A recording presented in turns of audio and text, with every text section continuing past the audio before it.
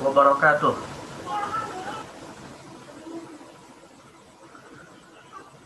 Alhamdulillahirabbil alamin. Alhamdulillahilladzi bi ni'matihi tatimmu shalihat. Wassalatu wassalamu ala asyrafil anbiya'i wal mursalin. Sayyidina wa habibina wa qurrati a'yunina wa maulana Muhammadin wa ala alihi wa sahbihi ajma'in wa ba'd. Alhamdulillah, kita bersyukur kepada Allah pada sore hari ini kembali kita bisa menyelenggarakan daurah fikih ya, dan kita akan membahas pertanyaan-pertanyaan yang mungkin tadi sudah kalian diskusikan, sudah kalian simpulkan. Baik.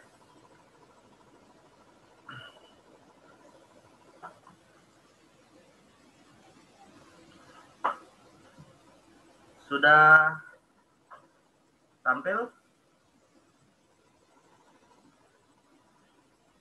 Sudah tampil di ruang Zoom pertanyaannya?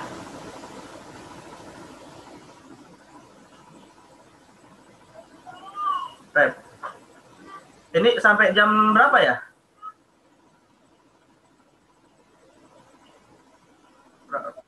Hah? Rencana sampai jam berapa ini? Jam 6, Ustadz.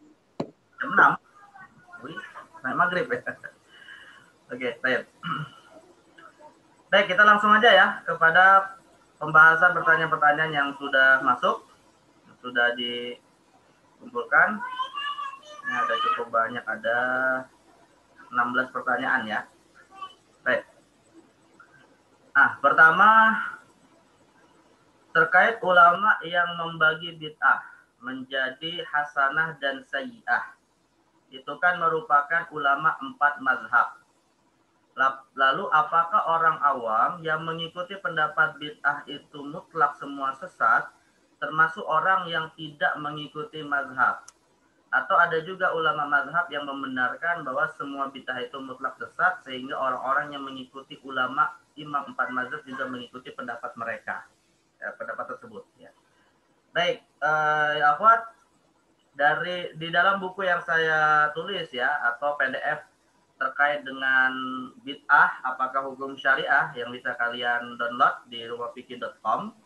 Nah, itu kalian bisa membaca bahwa terjadi perbedaan pendapat ya antara ulama yang membagi bid'ah dengan yang tidak membagi bid'ah dalam konteks hasanah dan sayyi'ah.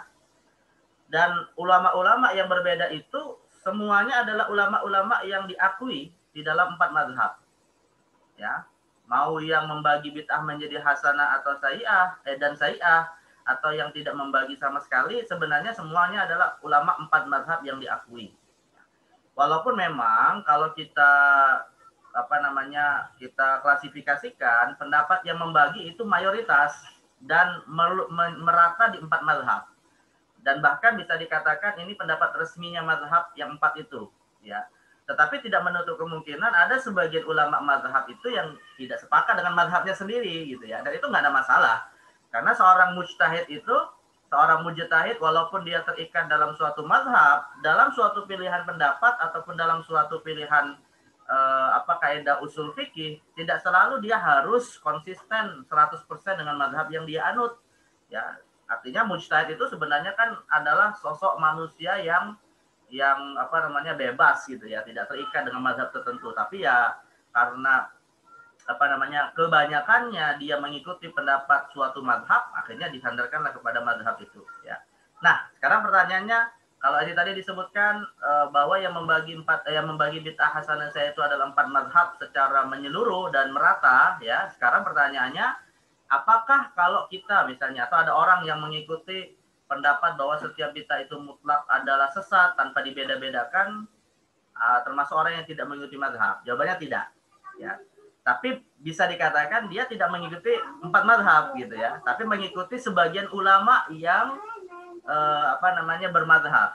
Nah, siapa mereka? Misalnya ya, yang mengatakan setiap bid'ah itu sesat, satu diantaranya adalah Syekhul Islam Ibnu Taimiyah. Beliau mazhabnya Hambali. Termasuk yang juga tidak membagi bid'ah dan bahkan mengkritik habis pembagian bid'ah adalah Imam Abu Ishaq Asy-Syatibi dalam kitabnya Al-Iqtisam Dan kitab Al-I'tisam ini adalah panduan utama ya pihak-pihak yang menolak pembagian bid'ah ya. Dan itu ditulis oleh ulama besar Abu Ishaq Asy-Syatibi yang bermadzhab Maliki ya. Nah, malah ada yang mengatakan sebagian besar atau bukan sebagian besar lah ya. Ada yang malah mengatakan mutaqaddimun dari ulama Malikiyah itu ada yang berpendapat tidak ada bid'ah hasanah gitu. Yang malah mengambil pendapat bahwa bid'ah hasanah itu ada dari kalangan Malikiyah adalah ulama mutaakhirinnya, ulama belakangan. Nah, jadi generasi-generasi setelah Imam Al-Qarafi misalnya gitu ya. Tapi awal-awal yang generasi-generasi awal itu malah mengatakan tidak ada bid'ah hasanah. Tapi yang uniknya ya, Akhwat, jadi mazhab Maliki itu secara konsep menolak bid'ah hasanah dari kalangan mutaqaddimun. Tapi mereka mengakui adanya maslahah mursalah gitu ya. Padahal maslahah mursalah itu sebenarnya dalam kasus-kasus tertentu itulah bid'ah hasanah gitu. Jadi beda istilah tetapi secara kesimpulannya sama gitu ya. Jadi artinya begini, ulama Malikiyah mutaqaddimun itu menghindari untuk menyebut bid'ah hasanah karena bagi mereka hukum asalnya bid'ah itu konotasinya negatif gitu ya. Jadi secara konotasinya negatif, maka untuk kemudian menerima ada amalan baru tetapi tidak dikategorikan bid'ah disebutlah dengan istilah maslahah mursalah. Jadi perdebatannya itu cuma perdebatan lafzi istilahnya ya, khilafun lafziyun. Ya, perbedaan yang sifatnya hanya dari nama saja, tapi substansinya sama. Contoh sederhana nih ya. Contoh sederhana misalnya kasus tentang pengumpulan Al-Qur'an dalam satu mushaf di zaman Abu Bakar As-Siddiq radhiyallahu anhu.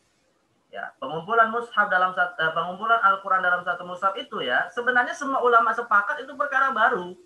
Semua ulama sepakat itu perkara baru gitu ya. Karena Abu Bakar sendiri ketika diajukan ide oleh Umar bin Khattab untuk mengumpulkan Al-Qur'an dalam satu mushaf, apa kata beliau? Kata Abu Bakar As-Siddiq, ya lima af'alu ma lam yakun yaf'aluhu Nabi sallallahu alaihi wasallam. Kenapa aku melakukan sesuatu yang tidak pernah dilakukan oleh Nabi gitu. Berarti kan dalam benaknya Abu Bakar pengumpulan mushaf itu bid'ah gitu karena Nabi tidak pernah melakukan. Ya, awalnya beliau menolak gitu. Bahkan dalam hadis riwayat Imam Bukhari itu disebutkan penolakannya tersebut tapi tsumman syaraha sadruh. Ya, disebutkan dalam riwayat itu bahwa kemudian Allah membuka hatinya untuk menerima ide Umar. Dan rupanya hal yang sama, sikap penolakan yang sama itu pun diperlihatkan oleh Zaid bin Thabit radhiyallahu anhu ketika dua sahabat mulia ini mengajukan ide pengumpulan mushaf yang diketuai oleh Zaid. Awalnya Zaid menolak dengan mengatakan yang sama seperti Abu Bakar. Nah, jadi sebenarnya hakikat dari pengumpulan mushaf itu bisa kita katakan bid'ah sebagai perkara baru gitu ya. Kita nggak mengatakan ini berasal dari Khulafaur Rasyidin atau tidak ya. Karena kalau ada yang mengatakan itu kan Khulafaur Rasyidin yang kita boleh mengamalkan sunnahnya, malah kita sebaliknya akan katakan rupanya di antara sunnah Khulafaur Rasyidin adalah menerima bid'ah hasanah.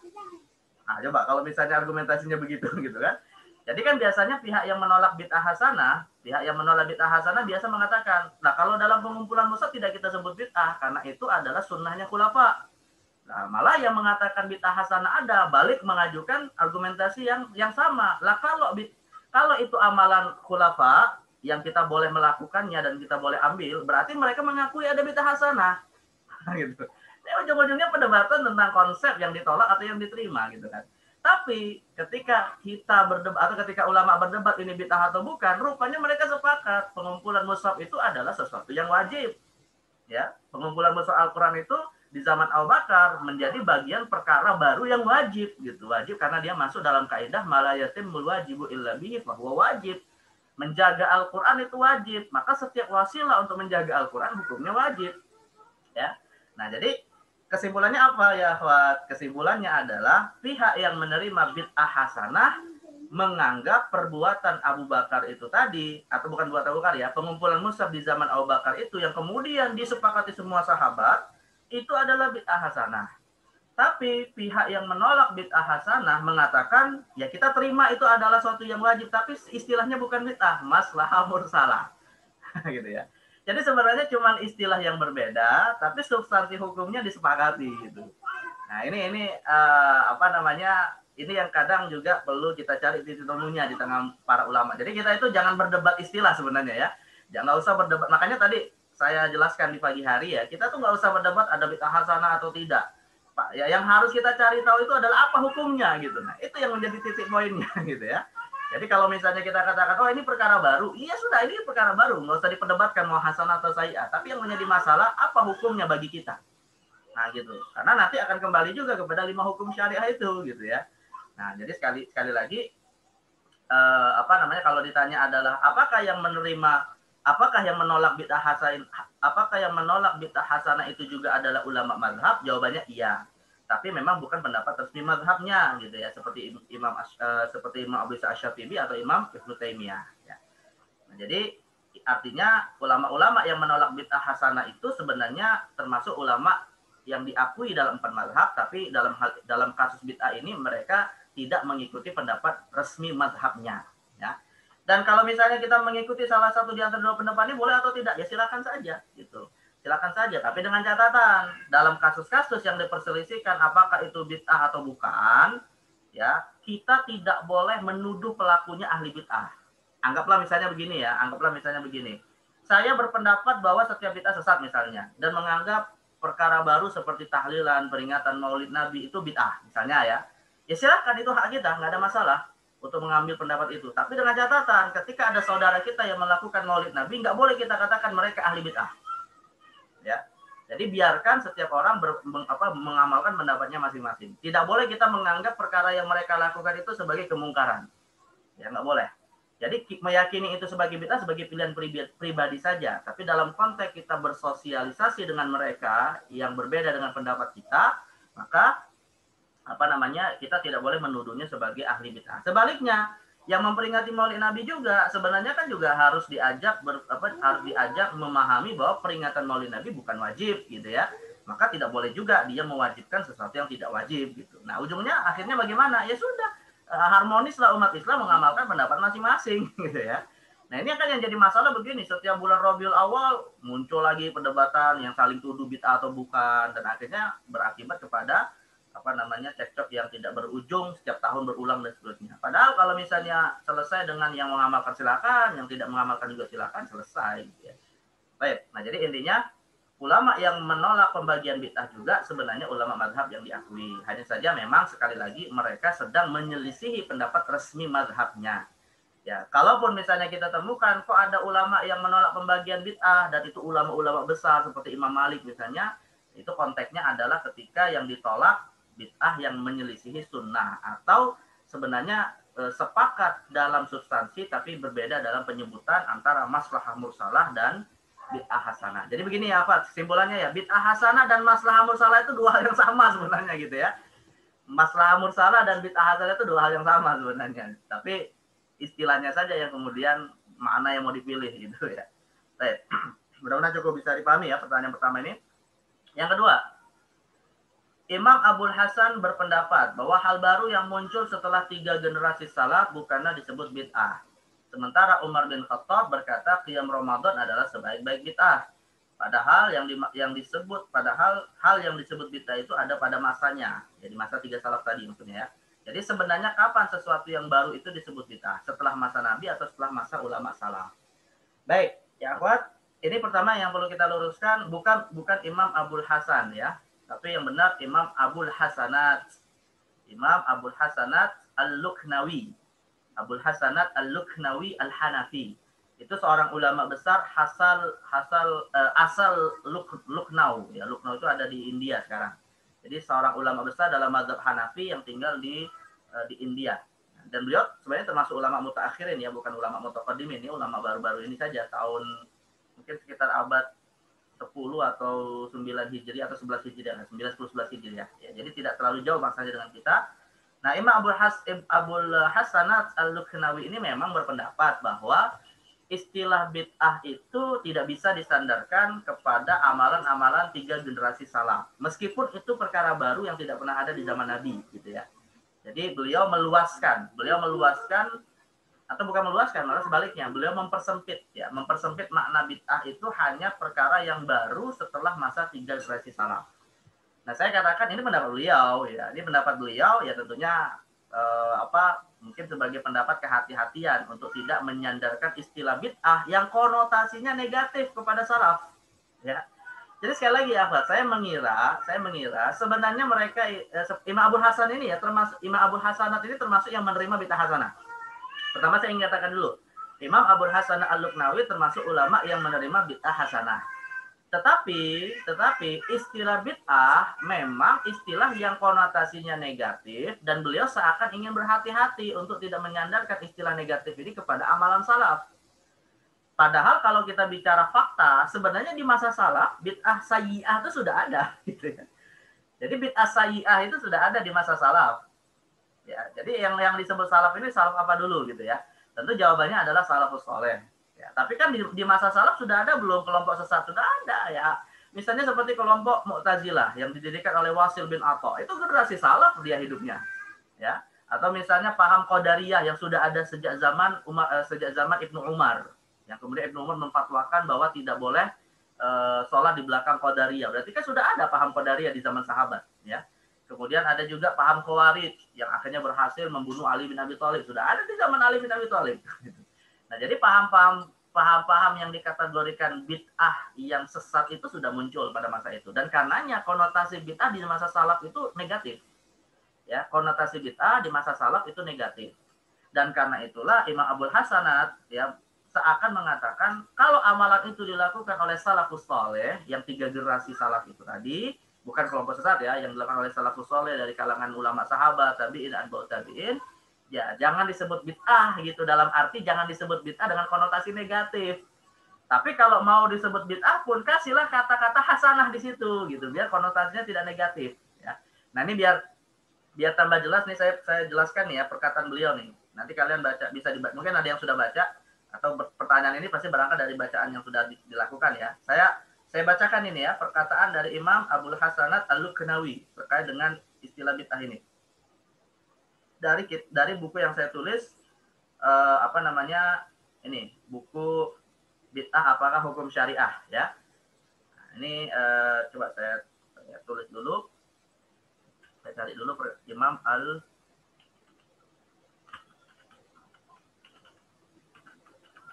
Al-Luqnawi.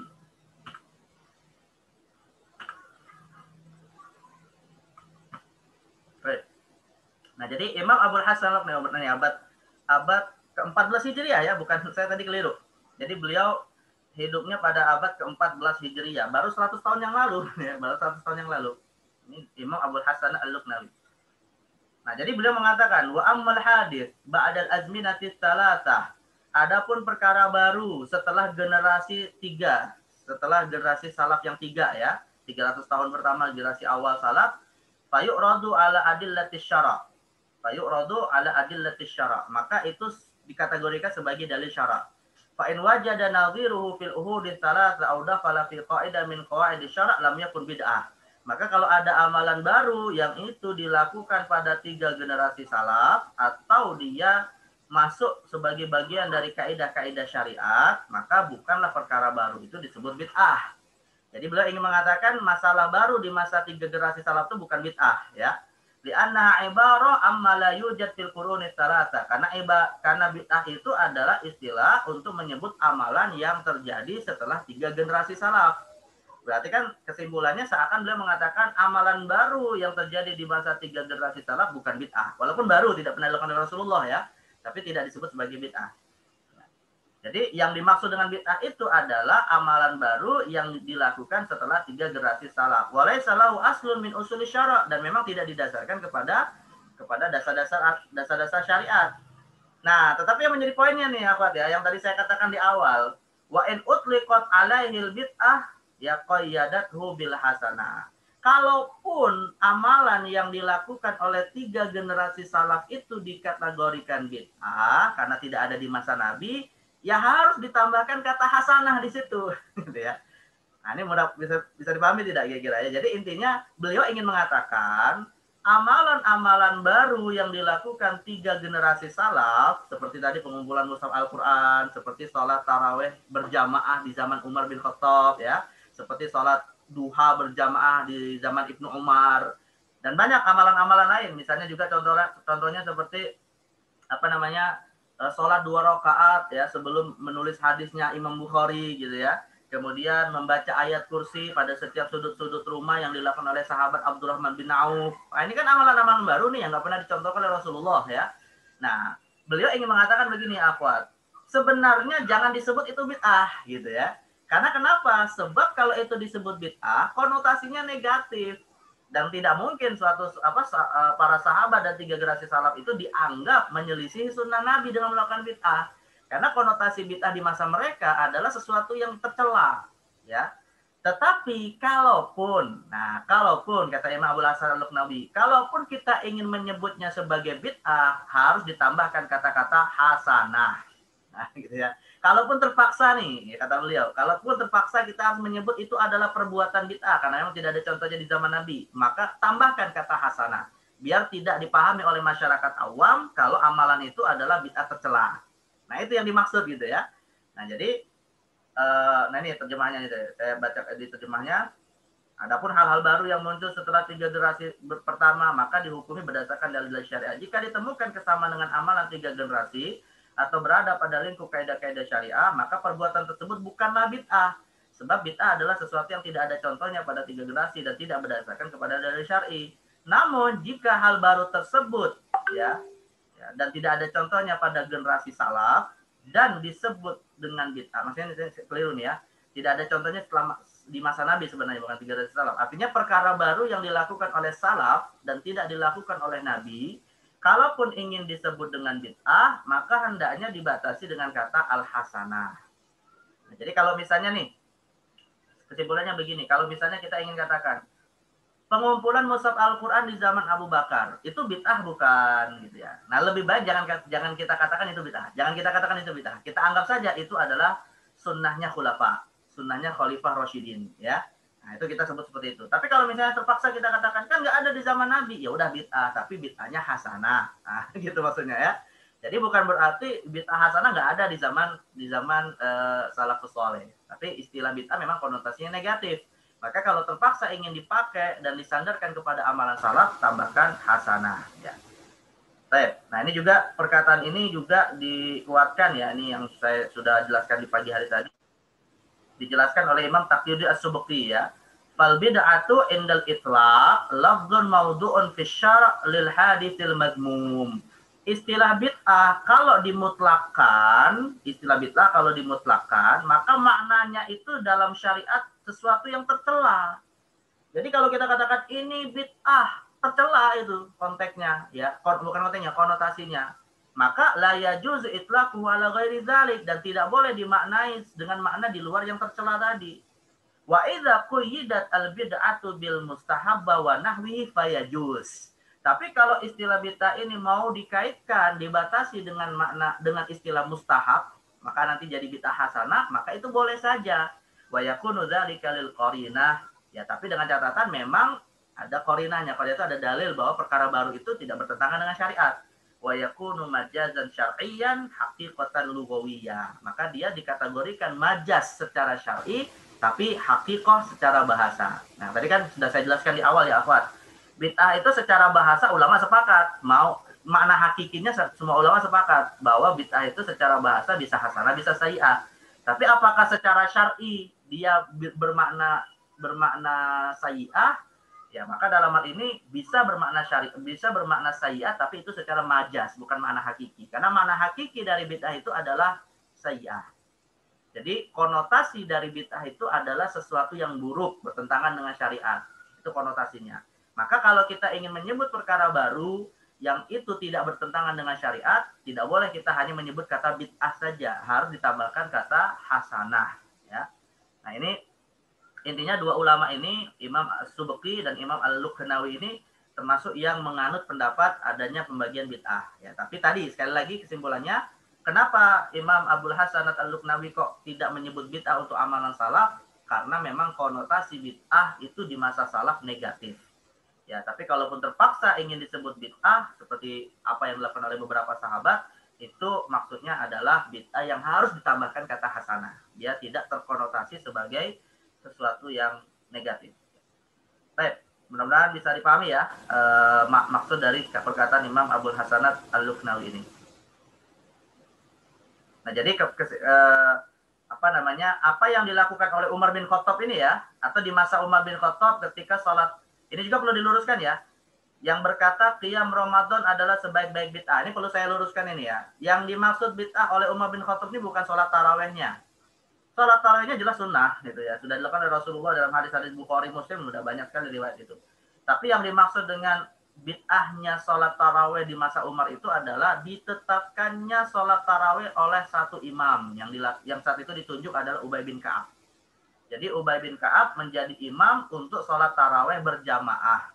Nah, itu yang dimaksud dengan bid'ah di masa Umar bin Khattab. Atau maksudnya yang kedua adalah melakukan sholat tarawih itu di awal setelah sholat isya. Nah, itu juga yang dikatakan bid'ah oleh Umar bin Khattab. Karena di masa Rasulullah sholat tarawih bukan di awal malam, malah agak sedikit tengah malam gitu. Makanya Umar bin Khattab mengatakan sebaik-baik sholat tarawih itu adalah yang tidur dulu baru sholat gitu ya. Nah, itu sholat tarawih. Nah, jadi ketika sholat tarawih kok malah diselenggarakan setelah sholat isya langsung, nah itu yang dikategorikan bid'ah oleh Umar bin Khattab. Karena Rasulullah itu ya, kalau kita baca hadis tentang sholat tarawih ya, Rasulullah itu di malam Ramadan setelah sholat isya pulang ke rumah dulu. Beliau pulang ke rumah dulu gitu, nggak langsung mengajak sholat tarawih jamaah sahabat ke setelah isya, pulang dulu ke rumah gitu ya.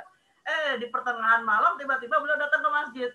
Dan di situ kemudian beliau sholat, diikutilah oleh sahabat sebagian, nanti malam kedua diikuti lagi sahabat yang lain, malam ketiga diikuti lagi sahabat yang lain, sampai kemudian ada riwayat mengatakan sampai malam ketiga, malam keempatnya Nabi tidak melakukan, hingga di pagi hari baru ditanya. Ya, dan akhirnya Nabi mengatakan karena aku khawatir akan dianggap itu fardu oleh kalian. Nah, jadi sunnahnya sholat taraweh itu kalau kita melihat prakteknya Nabi tidak setelah isya. Lah di zaman Umar ditetapkan dilakukan setelah isya gitu ya, dengan satu imam tadi. Nah disitulah tercetus ucapan nikmat al-bid'atu hadhihi. Ini adalah perkara baru yang tidak ada contohnya di zaman Nabi, tapi hal yang baik. Dan akhirnya Umar mengatakan kalau ada yang sholat taraweh setelah tidur itu lebih afdol daripada sholat taraweh setelah isya. Nah itu. Makanya kita kalau baca hadis ada tambahan seperti itu ya. Baik, jadi bukan sholat tarawehnya ya. Dan sekali lagi perkataan bid'ahnya Umar ini kalau menurut mayoritas ulama bid'ah secara syar'i yang nanti disebut dengan konsep bid'ah hasanah. Tetapi kalau ingin disebut itu bid'ah jangan hanya bid'ah, tambahkan kata hasanahnya. Ya, nggak boleh kita katakan bid'ah saja. Makanya Umar mengatakan nikmat. Nikmat itu artinya hasanah gitu ya. Lihat, Umar tidak mengatakan begini ya akhwat. Umar tidak mengatakan hadhil bid'ah, enggak. Tapi Umar mengatakan nikmatil bid'atu. Nah, nikmat al-bid'atu itu istilah lainnya adalah bid'ah hasanah. Nah, gitu. Jadi bukan hanya mengatakan ini bid'ah, titik, enggak begitu, tapi ini adalah bid'ah terbaik. Nah, berarti kan ada tambahan hasanahnya, ya. Baik. Nah, ini yang dimaksud oleh Imam Abdul Hasanat Al-Lukhnawi, ya. Kemudian bagaimana hukum seseorang yang dalam hidupnya terbiasa melakukan amalan syar'i dengan mengikuti perbuatan atau amalan orang alim, namun tidak ada usaha untuk konfirmasi kebenaran dari amalan tersebut. Inilah ya akhwat yang kita sebut taklid. Nah, pertanyaannya begini, apakah wajib orang awam mengkonfirmasi kebenaran amalan orang soleh itu? Kalau memang kita sudah yakin dia orang soleh dan kemudian menjaga dirinya dari perbuatan bid'ah yang tercela. Nah, kalau kita ragu orang alim itu melakukan amalannya tidak berdasarkan syariat, ya ngapain kita ikuti gitu ya? Artinya kita itu kan mengikuti dia gara-gara kita yakin itu orang soleh yang tidak mungkin menentang syariat Allah gitu. Nah, kalau kita sudah pada level keyakinan seperti itu, ya nggak wajib kita tanya dalilnya apa gitu ya. Nah, kecuali begini ya, kecuali kalau kita bertanyanya bukan dalam rangka untuk menyanggah. Tapi kita bertanya kepada sang alim tersebut seperti malaikat Allah bertanya kepada Allah, kenapa Adam diciptakan di dunia ini padahal nanti berpotensi saling berbunuhan. Nah, itu boleh. Tapi namanya disebut dengan al-istifhamul i'lami wal irsyadi namanya. Bertanya dalam rangka untuk mendapatkan ilmu, bertanya dalam rangka untuk mendapatkan hikmah. Kenapa Allah menciptakan sesuatu yang punya potensi melakukan keburukan di muka bumi dan akhirnya ditetapkan jadi khalifah. Bukan al-istifhamul inkari, bukan bertanya dalam rangka mengingkari. Nah, jadi kesimpulannya ya akhwat, kalau seandainya malaikat tidak bertanya, nggak ada masalah juga gitu ya. Itu logikanya begitu. Nah, karenanya kalau kita misalnya atau ada seseorang mengikuti amalan orang soleh dan dia tidak mengkonfirmasi landasan dalilnya, nggak masalah, sah-sah saja amalan itu selama memang dia yakin bahwa amalan itu tidak bertentangan dengan syariat. Ya. Ya, makanya, tapi apakah kemudian secara hakiki amalan itu tidak bertentangan dengan syariat? Ya tergantung alimnya. Ya, alimnya kalau orangnya jujur, selama ini kita tahu dia amalannya sesuai dengan aturan syariat, tidak ada dia melakukan hal-hal yang bertentangan dengan syariat, ya bagus untuk kita taati, untuk kita ikuti, dan tidak ada kewajiban bagi kita untuk mengetahui dalilnya. Ya, tapi kalaupun ingin tahu juga nggak apa-apa. Ya. Nah, jadi saya tegaskan tidak ada kewajiban, tapi kalaupun ingin tahu dalilnya lalu bertanya secara langsung nggak ada masalah juga, gitu ya. Nah, jadi bukan berarti kalau nggak tahu dalilnya, otomatis amalan yang kita ikuti nggak benar, ya nggak juga. Itulah yang tadi kita kemarin bahas itu dengan istilah taklid. Coba ya, logikanya beginilah sederhananya. Kalian cobalah tanya kepada petani-petani di sawah, tanya sama pekerja-pekerja di pabrik, ya. Coba tanya kepada mereka, Mbak, ya, atau Mas atau Pak, kalau sholat baca Fatihah kan? Iya, baca Fatihah. Tahu nggak dalil hadisnya? Ya, coba aja kalian survei, gitu ya. Pada rata-rata pada nggak tahu gitu kan. Ya, yang tahu itu yang belajar saja. Biasanya akan mereka katakan, ya saya nggak tahu sih, dari kecil memang kita diajarkan kalau sholat itu ada Fatihah dibaca gitu kan. Nah, pertanyaannya begini, kalau misalnya dia sholat dengan membaca Al-Fatihah tanpa tahu dalil, sah nggak sholatnya? Ya jawabannya sah gitu ya, karena dia mengambil ilmu dari sumber yang benar gitu ya. Nah, jadi sekali lagi mengetahui dalil tidak wajib, tapi itu sesuatu yang bagus ya. Tidak wajib, tapi sesuatu yang bagus untuk menambah ilmu kita. Baik, ini pertanyaan ketiga deh. Pertanyaan keempat, nah ini pertanyaan yang keempat dan yang kelima sebenarnya sama nih ya. Artinya substansinya sebenarnya sama. Substansinya itu bukan sama, maksud saya yang kelima ini nanti ada sebagian terkait dengan yang keempat ya. Tapi yang keempat ini ada dua nih. Keempat ada dua masalah. Baik, kita baca dulu. Ustadz, bisa tolong jelaskan kembali perihal teori pembagian bid'ah hakikiyah, poin bid'ah dalam akidah dan ibadah. Yang dimaksud dengan bid'ah haram berimplikasi kufur dan yang berimplikasi fasik, serta bid'ah dalam ibadah yang terbagi dua dan penjelasannya. Baik. Begini ya, Pak. Bid'ah hakikiyah, tadi sudah saya jelaskan ya di pagi hari, bid'ah hakikiyah itu kan ada tiga. Pertama, atau objeknya ada tiga. Pertama, atau gini, sebelum masuk kepada objek, kita harus pahami dulu bid'ah hakikiyah itu hakiki ya. Makna hakiki itu artinya tidak ada sedikit pun unsur syariat. Jadi memang perkara yang 100% baru. Perkara yang 100% baru dan tidak ada contohnya di masa Rasulullah SAW. Tapi kalau bid'ah idhofiyah adalah perkara baru di satu sisi, tapi di sisi yang lain ada unsur sunnahnya. Misalnya tadi, bersalaman setelah sholat berjamaah. Ya, bersalaman setelah sholat berjamaah, unsur sunnahnya ada, anjuran untuk kita bersalaman, bahkan pahalanya besar. Ya, siapapun yang bertemu dengan saudaranya, lalu dia bersalaman, gugurlah dosa-dosanya. Nah, itu kan berarti ada sunnah bersalaman. Tetapi unsur bid'ahnya dalam wilayah tradisi, yaitu pembatasan yang dilakukan setelah sholat berjamaah. Yang itu tidak ada contohnya di masa Rasul. Maka istilahnya disebut bid'ah idhofiyah. Idhofiyah itu artinya menyandarkan sesuatu, idhofah. Ya, idhofah itu artinya menyandarkan sesuatu. Jadi 50%-nya bid'ah, 50%-nya ada unsur sunnahnya. Nah, unsur sunnahnya itu sifatnya mutlak, sedangkan unsur bid'ahnya sifatnya muqayyad.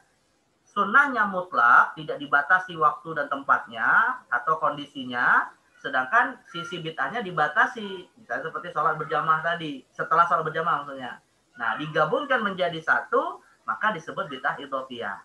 Tahlilan itu kan yang dibaca istighfar, surat al-ikhlas, al-mu'awwidzatain ya, kemudian sholawat, itu kan yang dibaca. Ini amalan-amalan sunnah yang sifatnya mutlak. Dibatasi dalam momen-momen tertentu, momen orang meninggal, momen momen arisan RT gitu ya, momen kalau sebagian masyarakat itu momen pembubaran organisasi gitu ya, atau pembubaran panitia. Nah, itu baca tahlil gitu ya, atau tasyakuran misalnya, tasyakuran bangun apalah, akhirnya ada tahlilannya. Nah, jadi bacaan-bacaannya sih sunnah gitu ya. Bacaan-bacaannya itu diajarkan untuk kita lakukan kapanpun. Tapi kemudian dibatasi oleh momen, dibatasi oleh tradisi yang itu tidak ada di masa Rasul. Inilah yang namanya disebut bid'ah idhofiyah. Ya. Nah, itu makna bid'ah idofiyah secara mudah begitu. Nah, sedangkan kalau bid'ah hakikiyah memang 100% bid'ah, nggak ada contohnya di masa Nabi. Ya, makan nasi goreng itu bid'ah hakikiyah itu. Nggak ada contohnya 100% di masa Nabi gitu ya. Nabi nggak pernah makan nasi. Tapi ketika kita bicara bid'ah hakikiyah, lihat dulu objeknya dalam masalah apa. Apakah dalam masalah akidah atau dalam masalah ibadah atau dalam masalah tradisi kehidupan manusia ya yang sehari-hari, maka wilayah makanannya, wilayah berpakaiannya, ya interaksi sosialnya yang nggak ada kaitannya secara khusus dengan ibadah dan akidah. Ibadah yang kita maksud juga ya Afat, maksudnya ibadah mahdoh, bukan ibadah mutlak ya. Memang sih dalam Islam semua amalan itu kan ibadah gitu. Tapi yang dimaksud ibadah di sini mahdoh. Dan begini ya Fat, sebelum saya masuk kepada pertanyaan ini, apa sih beda antara ibadah dengan tradisi? Nah ini juga perlu dipahami dulu baik-baik ya. Apa beda antara ibadah dengan tradisi? Apa beda antara ibadah mahdoh dengan tradisi?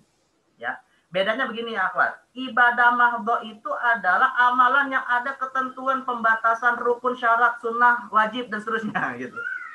Ya, jadi kalau kita bicara sholat, di situ ada rukun, ada syarat, ada sunnah. Itulah ibadah. Tapi kalau yang namanya tradisi, itu nggak ada rukun, syarat, dan seterusnya. Nggak ada. Makanya coba kita lihat itu ya, tahlilan di tengah masyarakat kita, ada nggak ditetapkan rukun tahlilan begini, syarat tahlilan begini? Nggak ada gitu ya. Karena itu tradisi sebenarnya. Maulid Nabi misalnya, ada nggak maulid Nabi itu? Dikatakan maulid Nabi kalau memenuhi rukun sekian, sekian, sekian. Dikatakan maulid Nabi kalau syaratnya sekian, sekian. Nggak ada aturan begitu. Maka sebenarnya perkara ini namanya tradisi. Ya. Tapi kalau misalnya dikatakan amalan ini harus memenuhi rukun ini, harus memenuhi syarat ini, dan tidak boleh melakukan ini karena kalau tidak terpenuhi rukunnya adalah batal, kalau terpenuhi rukunnya maka dia sah. Nah itu namanya ibadah. Nah, itu sederhananya begitu aja ya, suatu amalan yang ada aturan rukun syaratnya itu ibadah, sedangkan kalau yang nggak ada aturan bakunya itu tradisi. Nah itu yang kita pahami dulu perbedaan antara ibadah mahdoh dan tradisi. Nah sekarang apa hukum bid'ah hakikiyah dalam bab akidah, tradisi, ibadah dan tradisi? Kalau dalam bab akidah, jelas hukumnya adalah haram. Jadi akidah itu selesai dengan wafatnya Rasulullah, ya.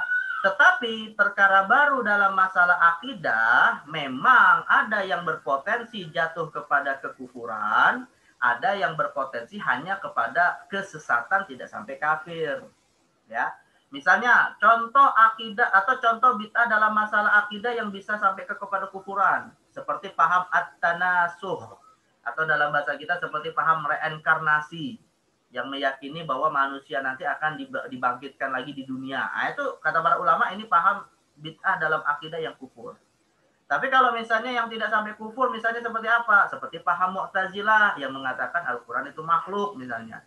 Ya, atau paham misalnya yang mengatakan manusia itu tidak terikat dengan takdir Allah karena secara zahir seakan manusia berikhtiar secara bebas.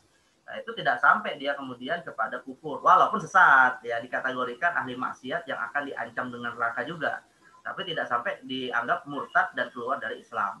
Nah, jadi bid'ah hakikiyah dalam masalah akidah haram hukumnya, tetapi punya potensi untuk kufur atau sesat.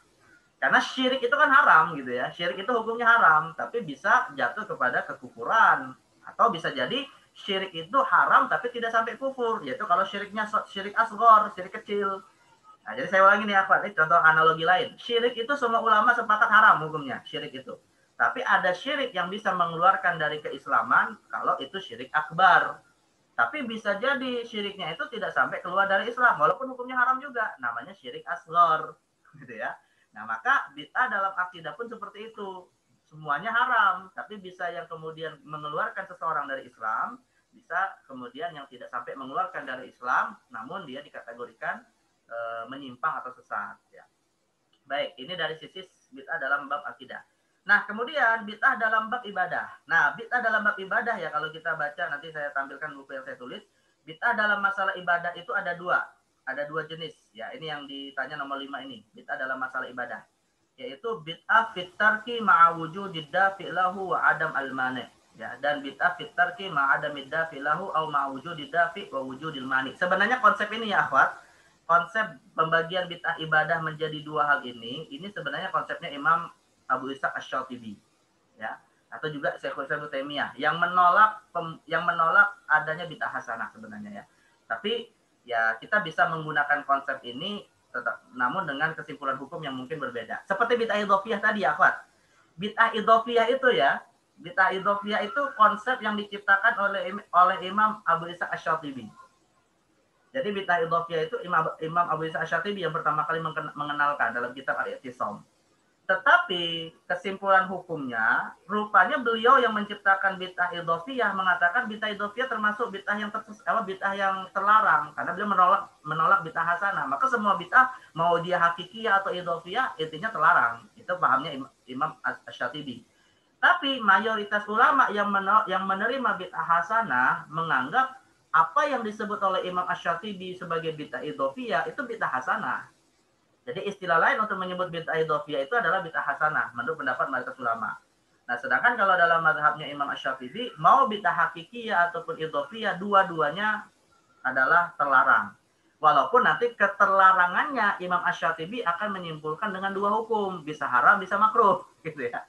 Jadi Imam Asy-Syatibi itu ya akhwat, menganggap setiap bid'ah itu adalah terlarang, tapi hukumnya bisa haram, bisa makruh. Dan itu juga pendapat Ibnu Taimiyah. Nah, sedangkan kalau mayoritas ulama menganggap bid'ah idhofiyah itu adalah bid'ah hasanah, yang hukumnya bisa tiga, bisa wajib, sunnah, atau mubah. Sedangkan kalau bid'ah yang dolalah, maka hukumnya juga dua, yaitu haram dan makruh. Ya. Nah, kembali kepada bid'ah ibadahnya versi Imam Asy-Syatibi. Ya. Baik. Nah, sebelum saya jelaskan nomor 5 ini ya, terkait dengan bid'ah ibadah yang terbagi menjadi dua, saya ingin sampaikan dulu begini ya, Pak. Saya ingin sampaikan begini. Jadi jadi gini, ada suatu perkara yang dianggap baru. Ada suatu perkara yang dianggap baru atau bid'ah dalam masalah ibadah, tetapi diperselisihkan oleh para ulama. Apakah itu bid'ah hakikiyah atau itu bid'ah idhofiyah? Nah, itu yang sebenarnya akan diangkat ketika kita bicara dua istilah ini. Ya. Di mana nanti ada yang mengatakan itu adalah bid'ah hakikiyah, maka terlarang secara mutlak. Tapi rupanya ada yang berpendapat enggak, itu bukan bid'ah hakikiyah, itu bid'ah idhofiyah. Nah, jadi sebenarnya ada perspektif dalam bid'ah hakikiyah yang diperselisihkan dengan contoh-contoh kasus yang nanti akan kita sebutkan. Nah, sekarang saya langsung saja ya buka kepada file yang menjelaskan dua jenis bid'ah ini. Ya, dua jenis bid'ah dalam ibadah ini, biar nggak mengambang-ngambang. Ya. Saya tampilkan babnya tentang bid'ah dalam masalah ibadah. Ini tadi bab sunnah. Nah, bid'ah dalam bab ibadah. Nah, ini bid'ah idhofiyah ya. Ini bid'ah dalam ibadah sebelumnya. Nah, kalau bid'ah dalam tradisi jelas ya akhwat. Bid'ah dalam tradisi hukumnya mubah. Ya. Jadi perkara-perkara baru dalam masalah tradisi itu pada dasarnya hukum asalnya mubah. Ya, walaupun nanti apakah bisa disebut bid'ah atau tidak memang diperselisihkan juga oleh para ulama ya. Cuma penyebutan istilah saja. Intinya kan substansinya perkara baru. Tapi apakah itu disebut bid'ah atau tidak memang ada yang mengatakan nggak usah disebut bid'ah. Ya, tapi ada yang mengatakan ya disebut bid'ah juga, tapi hukumnya mubah. Baik, nah ini saya bacakan ya biar kita jelas lah. Sekaligus saya jelaskan apa yang saya tulis ini. Nah, bid'ah dalam ibadah.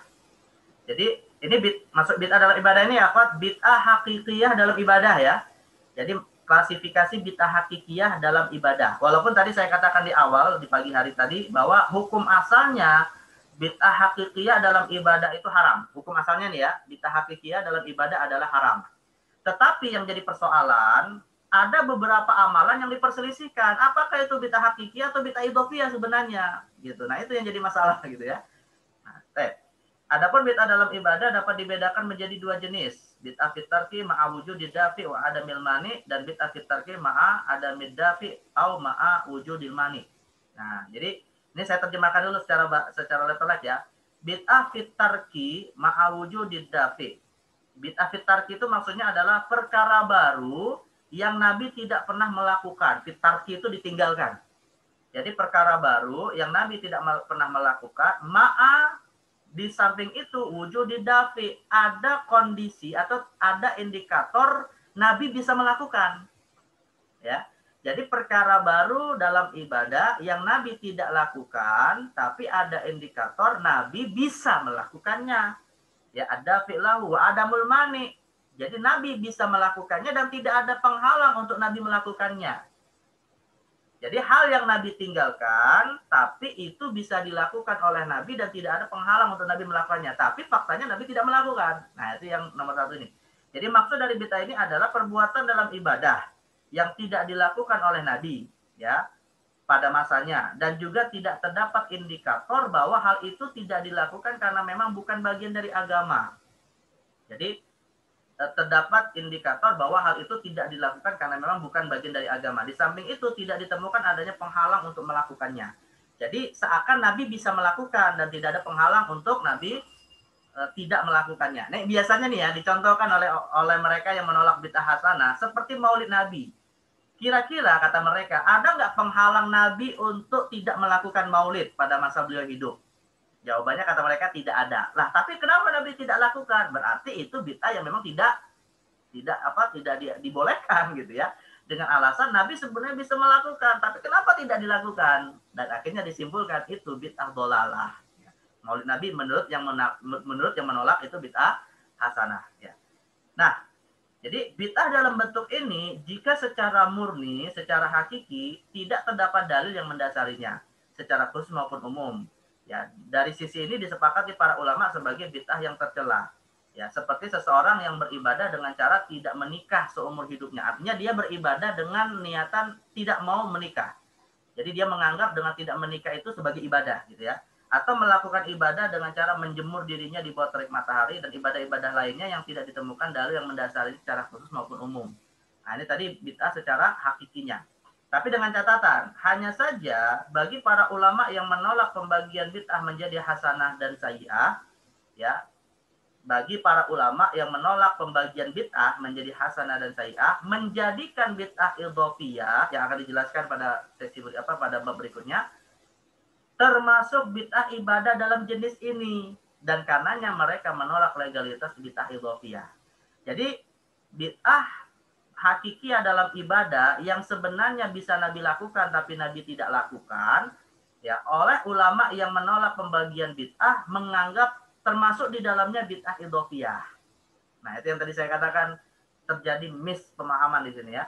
Namun hal ini ditentang oleh mayoritas ulama yang menerima bid'ah idhofiyah sebagai amalan yang dibolehkan, di mana mereka menolak bid'ah idhofiyah sebagai bid'ah hakikiyah secara mutlak.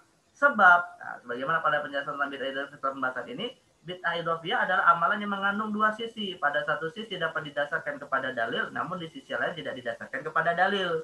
Ya, tadi saya sebutkan ada pencampuran itu tadi. Dan para ulama yang menerima pembagian bid'ah menjadi hasanah dan sayyi'ah secara teoritis menerima bid'ah idhofiyah sebagai bid'ah hasanah dan menjadikan bid'ah hakikiyah dalam ibadah sebagai bagian dari bid'ah sayyi'ah. Dalam hal ini, ya, mereka para ulama membagi bid'ah menjadi hasanah berargumentasi bahwa bid'ah idhofiyah yang tidak dilakukan pada masa Nabi dan tidak ditemukan adanya penghalang bagi Nabi untuk melakukannya, bukan berarti otomatis perbuatan tersebut menjadi tercela, sebab para sahabat telah mempraktekkannya setelah masa Nabi. Ya, jadi artinya begini ya akhwat. Artinya begini, tadi kan bid'ah tarki ya, Nabi meninggalkannya, tapi sebenarnya Nabi bisa melakukan, ya, maka dikategorikan itu sebagai perkara yang terlarang.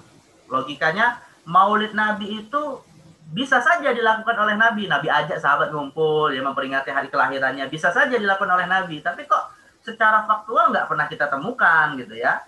Nah, maka bagi yang menolak bid'ah hasanah mengatakan ya itu berarti tercela. Tapi bagi yang mengatakan bid'ah hasanah itu boleh dan menganggap perkara itu termasuk bid'ah idhofiyah, apa yang tidak dilakukan Nabi dan Nabi sebenarnya bisa lakukan nggak otomatis terlarang. Faktanya dilakukan setelah masa Nabi. Gitu ya. Nah, itu jadi argumentasinya begitu. Contohnya seperti pengumpulan mushaf Al-Quran pada masa Khalifah Abu Bakar, di mana pada hakikatnya tidak ada halangan bagi Nabi untuk melakukannya. Ini logikanya begini ya, Pak. Bisa nggak kira-kira di zaman Nabi Al-Quran dikumpulkan jadi satu mushaf? Ya, dikatakan bisa. Apa yang menghalangi Nabi untuk tidak melakukannya? Ya, karena kita tahu sebelum Nabi wafat itu ada beberapa hari Nabi tidak Nabi tidak menerima wahyu, artinya wahyu sudah selesai. Nah, setelah Nabi mendapatkan wahyu dan selesai, kan bisa saja Nabi nanti akan mengatakan kepada sahabat, yuk kita kumpulkan jadi satu mushaf. Kan logikanya bisa saja dilakukan gitu kan, tapi Nabi tidak lakukan. Dan faktanya dilakukan di zaman setelah Nabi wafat. Nah, jadi artinya apa yang tidak dilakukan Nabi dan ada potensi Nabi bisa melakukan, kalaupun itu tidak dilakukan Nabi bukan berarti terlarang otomatis ya. Nah, jadi di mana pada hakikatnya tidak ada halangan bagi Nabi untuk melakukannya, pengumpulan mushaf Al-Quran di masa beliau tadi ya. Dan dengan mudah, Nabi cukup memerintahkan para sahabat melakukan pengumpulan Al-Quran beberapa hari setelah Al-Quran diturunkan kepada Nabi secara sempurna menjelang beliau wafat. Kan bisa saja, misalnya sebelum Nabi wafat, beliau bilang, ya sekarang kita kumpulkan mushaf dalam Al-Quran dalam satu mushaf. Meskipun nanti aku meninggal, teruskan saja. Kan bisa saja Nabi melakukan hal itu kan. Tapi faktanya nggak pernah kita temukan, dan malah ditemukan di masa Abu Bakar As-Siddiq. Atau paling tidak, Nabi mewasiatkannya sebelum beliau wafat untuk dilakukan oleh para sahabat. Terlebih Abu Bakar sendiri pada awalnya menolak hal tersebut, semata atas dasar karena Nabi tidak melakukannya. Namun setelah bermusyawarah, akhirnya kebijakan pengumpulan Al-Quran itu dapat dilakukan. Dalam kasus ini, kasus pengumpulan Al-Quran dalam satu mushaf bisa saja disebut sebagai bid'ah hakikiyah. Namun bid'ah hakikiyah dari sisi penetapan tata cara penjagaan Al-Quran, bukan atas substansi penjagaannya. Artinya, sunnahnya perintah menjaga Al-Quran sudah ada. Tapi cara bagaimana menjaganya, itulah bid'ahnya. Nah, maka pengumpulan mushaf Al-Quran itu sebenarnya termasuk bid'ah idhofiyah. Ya, termasuk bid'ah idhofiyah. Sebab secara dalil, penjagaan atas Al-Quran memang telah ada. Namun tata cara penjagaannya tidaklah ditemukan dalilnya. Dan inilah yang dimaksud dengan bid'ah idhofiyah yang dianggap sebagai bid'ah hasanah oleh mayoritas ulama. Di antara contoh bid'ah lainnya yang diperselisihkan oleh para ulama atas statusnya, antara para ulama yang menganggapnya sebagai bid'ah hakikiyah yang tercela dan para ulama yang menganggapnya sebagai bid'ah idhofiyah yang tidak tercela. Nah, sebagaimana berikut: peringatan Maulid Nabi, peringatan hari bersejarah dan kehidupan Rasulullah seperti awal tahun Hijriah, peristiwa Isra Mi'raj, Fatu Mekah ya. Kemudian pengkhususan ibadah puasa dan sholat pada malam nisfu Sya'ban. Nah, ini contoh-contoh amalan ini dikategorikan bid'ah hakikiyah oleh yang menolak bid'ah hasanah dan dikategorikan bid'ah idhofiyah oleh yang menerima bid'ah hasanah. Nah, jadi sebenarnya ada semacam istilahnya tuh misinterpretasi ya, ada semacam kesimpulan pemahaman yang berbeda antara yang menolak bid'ah hasanah dengan yang menerima bid'ah hasanah. Ya, kemudian yang kedua, bid'ah fitarki ma'adamid dafi lahu au ma'awujudid dafi wa wujudil mani. Nah, sedangkan maksud dari bid'ah ini adalah perbuatan dalam ibadah yang tidak dilakukan oleh Nabi pada masanya, namun tidak terdapat indikator bahwa hal itu tidak dilakukan karena bukan bagian dari agama, atau terdapat indikator bahwa hal itu bagian dari agama namun terdapat penghalang untuk melakukannya. Ya, jadi artinya gini, itu tidak dilakukan Nabi. Itu tidak dilakukan Nabi. Tetapi ada indikator Nabi tidak melakukannya karena tetapi tidak ada indikator Nabi tidak melakukannya karena itu bukan bagian dari agama. Atau kalaupun misalnya itu dianggap terdapat indikator bukan bagian dari agama, namun tidak ada penghalang, atau namun terdapat penghalang, atau kebalikannya, namun terdapat penghalang untuk Nabi melakukannya, artinya Nabi tidak melakukan. Ya. Nah, untuk bid'ah jenis ini, para ulama sepakat bahwa hal itu boleh dilakukan, namun mereka berbeda pendapat dalam penyebutannya. Bagi yang menerima pembagian bid'ah hasanah sayyi'ah, mereka menyebutnya dengan bid'ah hasanah. Sedangkan bagi yang menolak pembagian bid'ah hasanah sayyi'ah, mereka menyebutnya sebagai maslahah mursalah. Jadi substansinya amalan itu sebenarnya disepakati boleh. Hanya saja ada yang menganggapnya bid'ah hasanah, ada yang menganggapnya sebagai maslahah mursalah. Dan yang menganggap itu bid'ah hasanah adalah yang menerima bid'ah hasanah. Sedangkan yang menganggap itu maslahah mursalah adalah yang menolak bid'ah hasanah. Al-Qur'an bin Shalih Al-Qudais mengatakan dalam kitab Bid'atul Mahmudah Bid'atul Idhofiyah wa minal muhim anna alamahuna anna man yaqulu bi annal bid'atul idhofiyah laysat madmumah yaqbaluna hadha dhabit fil bid'atil haqiqiyah dunal idhofiyah walidha najib mimman la yu'addul idhofiyah madmumah man yadhkuru dhabit as-sabiq wa bila syakkin la yadkhulu al-idhofiyah fihi. Intinya ini beliau ingin menegaskan bahwa perkara-perkara baru yang sebenarnya Nabi meninggalkannya tapi ada kondisi Nabi terhalangi untuk melakukannya, maka itu sebenarnya disepakati boleh ya oleh para ulama. Hanya saja ada yang menganggapnya sebagai bid'ah idhofiyah, ada yang menganggapnya sebagai bukan bid'ah idhofiyah namun dikategorikan maslahah mursalah. Hal terpenting yang diketahui adalah bahwa para ulama yang menganggap bid'ah idhofiyah bukanlah bid'ah yang tercela, menerima syarat ini, bahwa perbuatan yang tidak dilakukan oleh Nabi dan tidak terdapat indikator bahwa hal itu tidak dilakukan karena bukan bagian dari agama, atau terdapat indikator bahwa hal itu bagian dari agama namun terdapat penghalang untuk melakukannya sebagai masalah musalah, ya, sebagai syarat untuk tidak dikategorikan sebagai bid'ah hakikiyah, ya. Jadi bukan dalam kasus bid'ah idhofiyah, dan karenanya kita dapati para ulama yang menerima bid'ah idhofiyah dan tidak menganggapnya tercela menerima syarat ini, yaitu syarat bahwa amalan tersebut memang ditinggalkan Nabi karena ada penghalang, ya. Namun syarat ini tidak dilakukan lagi bukanlah syarat untuk melegalkan bid'ah idhofiyah. Artinya yaitu sah-sah saja dikatakan bid'ah hasanah, tapi bukan untuk sebagai bagian dari bid'ah idhofiyah. Intinya dalam bid'ah ibadah yang kedua ini, ya akhwat, ada yang secara hukum boleh, tetapi penyebutan istilahnya yang kemudian diperselisihkan. Apakah itu bid'ah hasanah atau itu bid'ah apakah itu bid'ah hasanah atau itu sebagai maslahah mursalah. Nah, ini contoh-contohnya, ya. Pengumpulan mushaf Al-Quran pada masa Khalifah Abu Bakar As-Siddiq. Bagi yang menerima bid'ah hasanah menganggapnya bid'ah hasanah. Bagi yang menolak bid'ah hasanah namanya maslahah mursalah. Kesepakatan para sahabat atas hukum had peminum khamr sebanyak 80 kali cambukan. Yang di masa Nabi cuma 40 kali, tapi di zaman Umar bin Khattab atas dasar masukan dari Ali ditambahkan 40, jadi 80. Nah, penambahan ini bagi yang mengatakan bid'ah hasanah itu ada, namanya bid'ah hasanah. Bagi yang mengatakan itu bagi yang menolak bid'ah hasanah mengatakan maslahah mursalah. Putusan para khulafa rasyidin yang menetapkan bahwa buruh dapat bertanggung jawab atas kerusakan properti yang dalam proses pengerjaan, ya. Artinya nanti boleh dibuat syarat bahwa buruh akan bertanggung jawab kalau ada kerusakan, ya. Padahal hukum asalnya tidak bertanggung jawab. Nah, itu bid'ah baru dalam masalah muamalah. Penahanan fisik atas orang yang tertuduh dalam suatu kasus, ya. Jadi kalau dalam konteks hari ini, orang yang misalnya belum diputuskan hukumannya seperti apa, tapi ditahan dulu biar dia tidak merubah bukti-bukti. Nah, itu hukum perkara baru dalam bab jinayat yang di zaman Nabi tidak ada, gitu, ya. Tapi bisa disebut bid'ah hasanah bagi yang menerima bid'ah hasanah, atau maslahah mursalah bagi yang menolak bid'ah hasanah, ya. Penugasan orang-orang kaya yang pandai dalam urusan negara. Pidana harta, ini kebanyakan muamalah, ya. Pidana harta atas beberapa tindak kejahatan.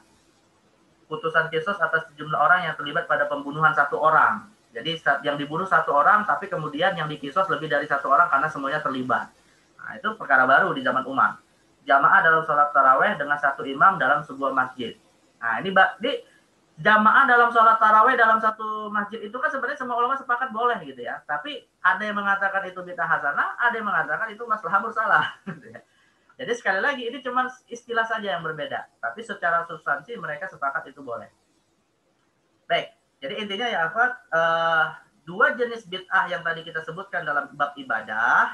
Yang pertama itu sebenarnya disepakati itu haram. Hanya saja pihak yang menolak bid'ah hasanah memasukkan sebagian masalah bid'ah idhofiyah sebagai bagian dari bid'ah hakikiyah yang haram.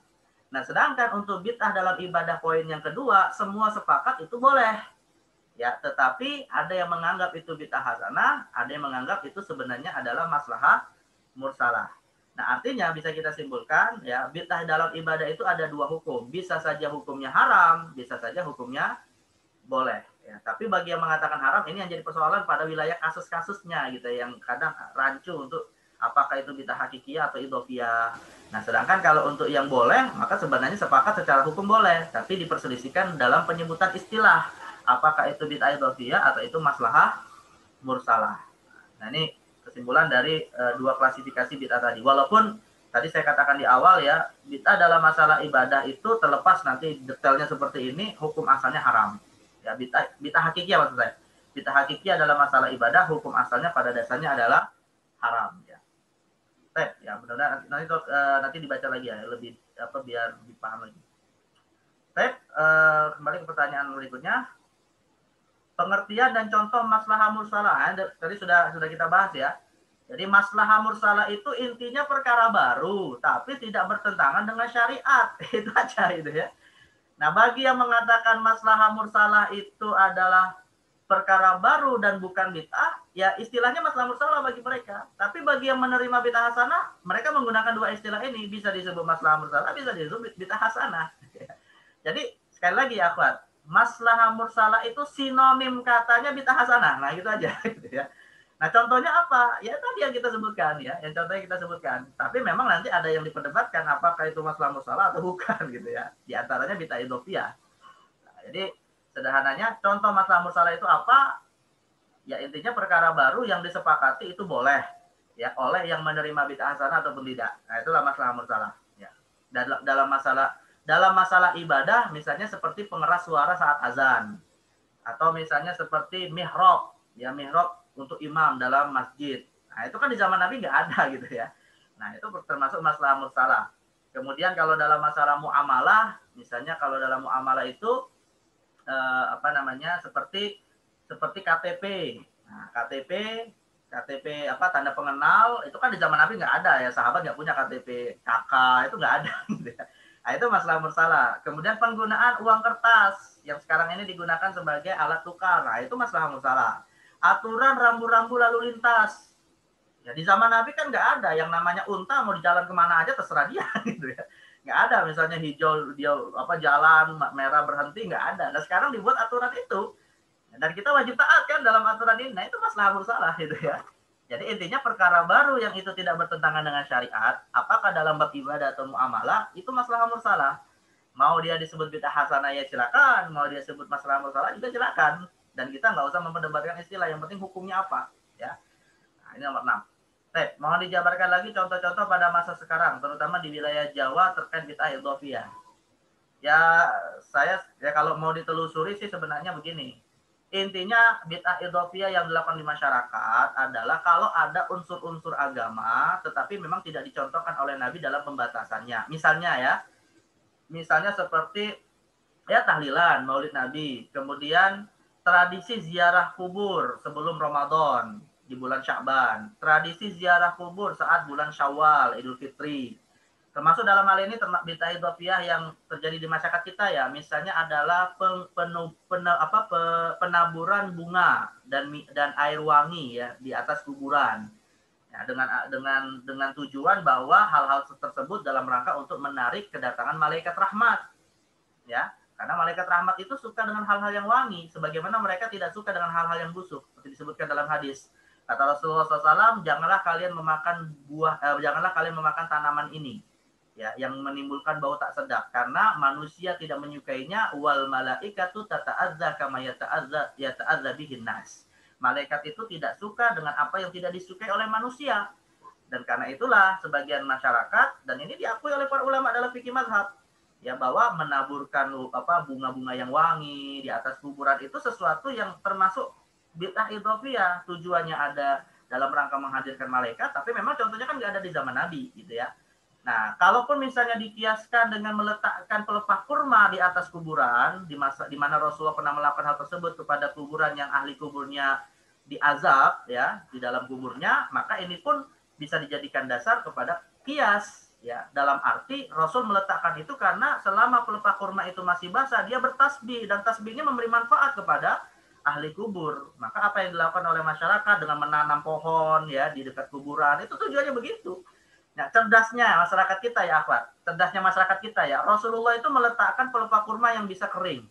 Akhirnya masyarakat kita dan ini tentu arahan ulama ya, akhirnya dibuatlah semacam biar keringnya ini lama gitu ya, tanam aja pohon gitu biar dia terus basah gitu ya, terus tumbuh, karena kita tahu kan setiap makhluk Allah itu bertasbih ya, dan tasbihnya tumbuhan adalah selama dia basah, sebagaimana tasbihnya batu kata Imam Mansur bin Yunus Al-Buhuti selama dia belum pecah ya. Sekali lagi, tasbihnya tumbuhan selama dia belum kering dan mati, dan tasbihnya batu selama dia belum pecah, seperti yang disebutkan oleh Imam Mansur bin Yunus Al-Buhuti dalam kitabnya Kasyaful Qinna.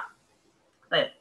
Jadi intinya inilah contoh-contoh bid'ah idhofiyah yang ada di masyarakat kita ya, dalam tradisi termasuk dalam hal ini apalagi bid'ah idhofiyah, tradisi ziarah saat Idul Fitri itu juga bid'ah idhofiyah ya. Tradisi memberi angpau ya, kalau orang Cina menyebut angpau, yang memberi uang di masa Idul Fitri ya, itu bid'ah idhofiyah gitu ya. Banyak sebenarnya bid'ah idhofiyah di masyarakat kita tuh banyak gitu ya. Jadi di satu sisi ada unsur sunnahnya, tapi dibatasi dengan tradisi-tradisi yang tidak ada di masa Nabi. Dan itu semua bid'ah idhofiyah ya. Banyak contohnya. Baik.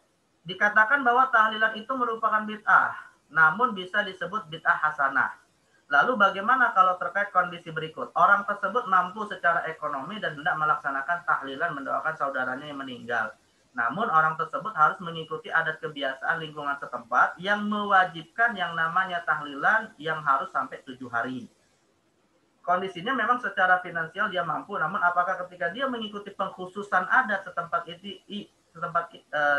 ia tidak termasuk ke dalam perbuatan bid'ah yang sayyi'ah. Lalu bagaimana solusinya? Baik, ini saya kasih catatan beberapa hal dulu ya, Pak. Ini ada catatan pertama, kebiasaan lingkungan setempat yang mewajibkan yang namanya tahlilan. Pertama perlu kita koreksi dulu. Ya, mewajibkan tahlilan itu sesuatu yang nggak boleh. Karena tadi sudah saya jelaskan di awal, bid'ah idhofiyah menjadi perkara boleh dengan 3 syarat.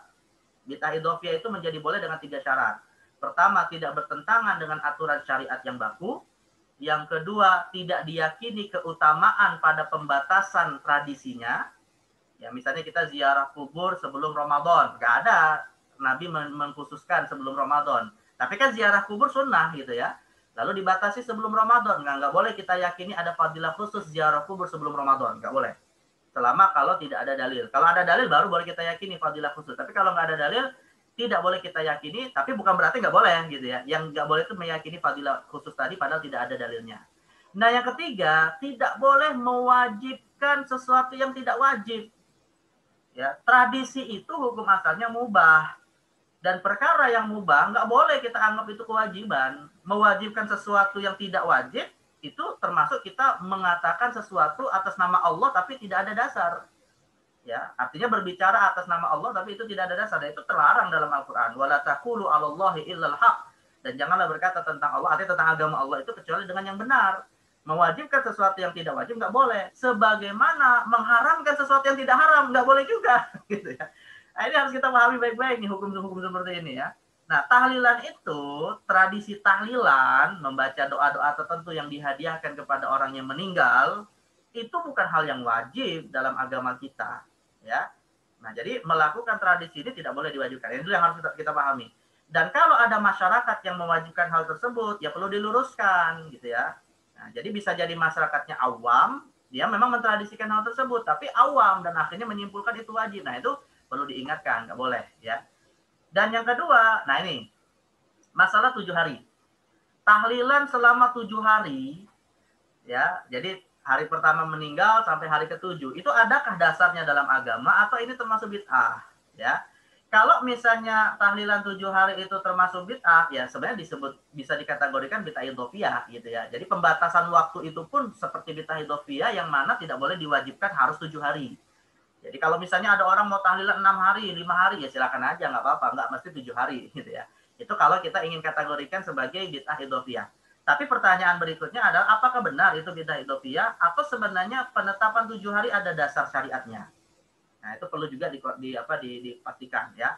Nanti saya akan bacakan tulisan saya tentang masalah tahlilan ini ya, Pak. Ya, tapi sebelum saya bacakan, nah ini kita lanjutkan dulu pertanyaan yang ke-10 karena ini sama, mirip ya. Terkait tahlilan dengan waktu khusus 7 hari, bolehkah kita datang mengikuti tradisi 7 hari tersebut secara terus-menerus dengan niatan mendoakan mengikuti tahlilan bersama tersebut? Saya katakan ya akhwat sekalian, tahlilan itu bid'ah idhofiyah yang hukum asalnya mubah, maka menghadirinya boleh. Ya kalau dia perkara mubah ya boleh nggak kita datangnya? Boleh, kan bukan sesuatu yang haram gitu ya. Kecuali misalnya kalau diisi dengan perbuatan-perbuatan yang bertentangan dengan syariat. Ya, amalannya tahlilan, tapi minuman yang disuguhi khamr misalnya, ya jelas itu haram, nggak boleh. Tapi kan kalau kita lihat fakta di tengah masyarakat, apa sih yang dilakukan saat tahlilan? Kan nggak ada unsur yang melanggar syariat kan? Ya, coba aja kita dengan jujur menilai, ada nggak hal yang melanggar syariat di situ? Paling tidak kan alasannya cuma nggak ada di zaman Nabi gitu aja. Tapi kalau kita lihat secara real, nggak ada satupun yang melanggar syariat. Ya, dan itu tidak kita katakan gara-gara Nabi tidak lakukan otomatis haram, tidak. Ya paling tidak standar hukumnya mubah saja gitu ya. Nah karena itu amalan yang mubah, sama seperti inilah analoginya ya akhwat. Analoginya sama seperti tradisi walimah. Tradisi walimah itu kan memang walimahnya sunnah. Tapi adakah tradisi walimah harus dengan aturan tertentu? Pakai tradisi suku-suku tertentu di zaman Nabi? Nggak ada. Boleh nggak kita mendatangi misalnya tradisi walimah dengan menggunakan tradisi suku tertentu? Ya boleh, karena hukum asalnya boleh, maka menghadirinya boleh gitu. Nah, itu jadi ini dulu yang kita harus pahami dari sisi hukum tahlilan, karena itu dari sisi waktunya tradisi. Dan boleh nggak kita berniat mendapatkan pahala lewat niatan mendoakan kebaikan kepada almarhum atau lewat bacaan-bacaan yang kita baca lalu kita hadiahkan kepada almarhum? Jawabannya sangat boleh, karena itu bagian dari sodako. Dan sodako tidak mesti dalam bentuk harta. Sodako bisa tasbih, bisa tahmid, dan semua ulama sepakat istighfar yang dibaca seorang saudara muslim untuk orang yang sudah meninggal sampai. Semua ulama sepakat. Ya, berdasarkan ayat Al-Qur'an surah Al-Hasyr, Rabbana fir lana wa li ikhwanina alladziina sabaquna bil iman. Nah, jadi sampai masalah doa yang lain di luar istighfar bagaimana? Ada Al-Qur'an di situ, ada tasbih di situ. Nah, ini masalah khilafiyah. Kalau kita meyakini sampai, ya silakan. Kalau kita meyakini nggak sampai, ya paling tidak untuk kita sendiri sebagai amalan zikir gitu. Nah, jadi intinya boleh. Nah, sekarang saya ingin memfokuskan 7 hari ini ya. Memfokuskan 7 hari ini. Ini sebenarnya bid'ah idhofiyah atau sebenarnya ada dasar syariatnya, maka tidak bisa kita sebut bid'ah idhofiyah. Baik. Aduh, balik. Nah, saya tutup. Saya akan buka dulu saya akan buka dulu masalah bid'ah tahlilan ini tadi. Kita malah tutup.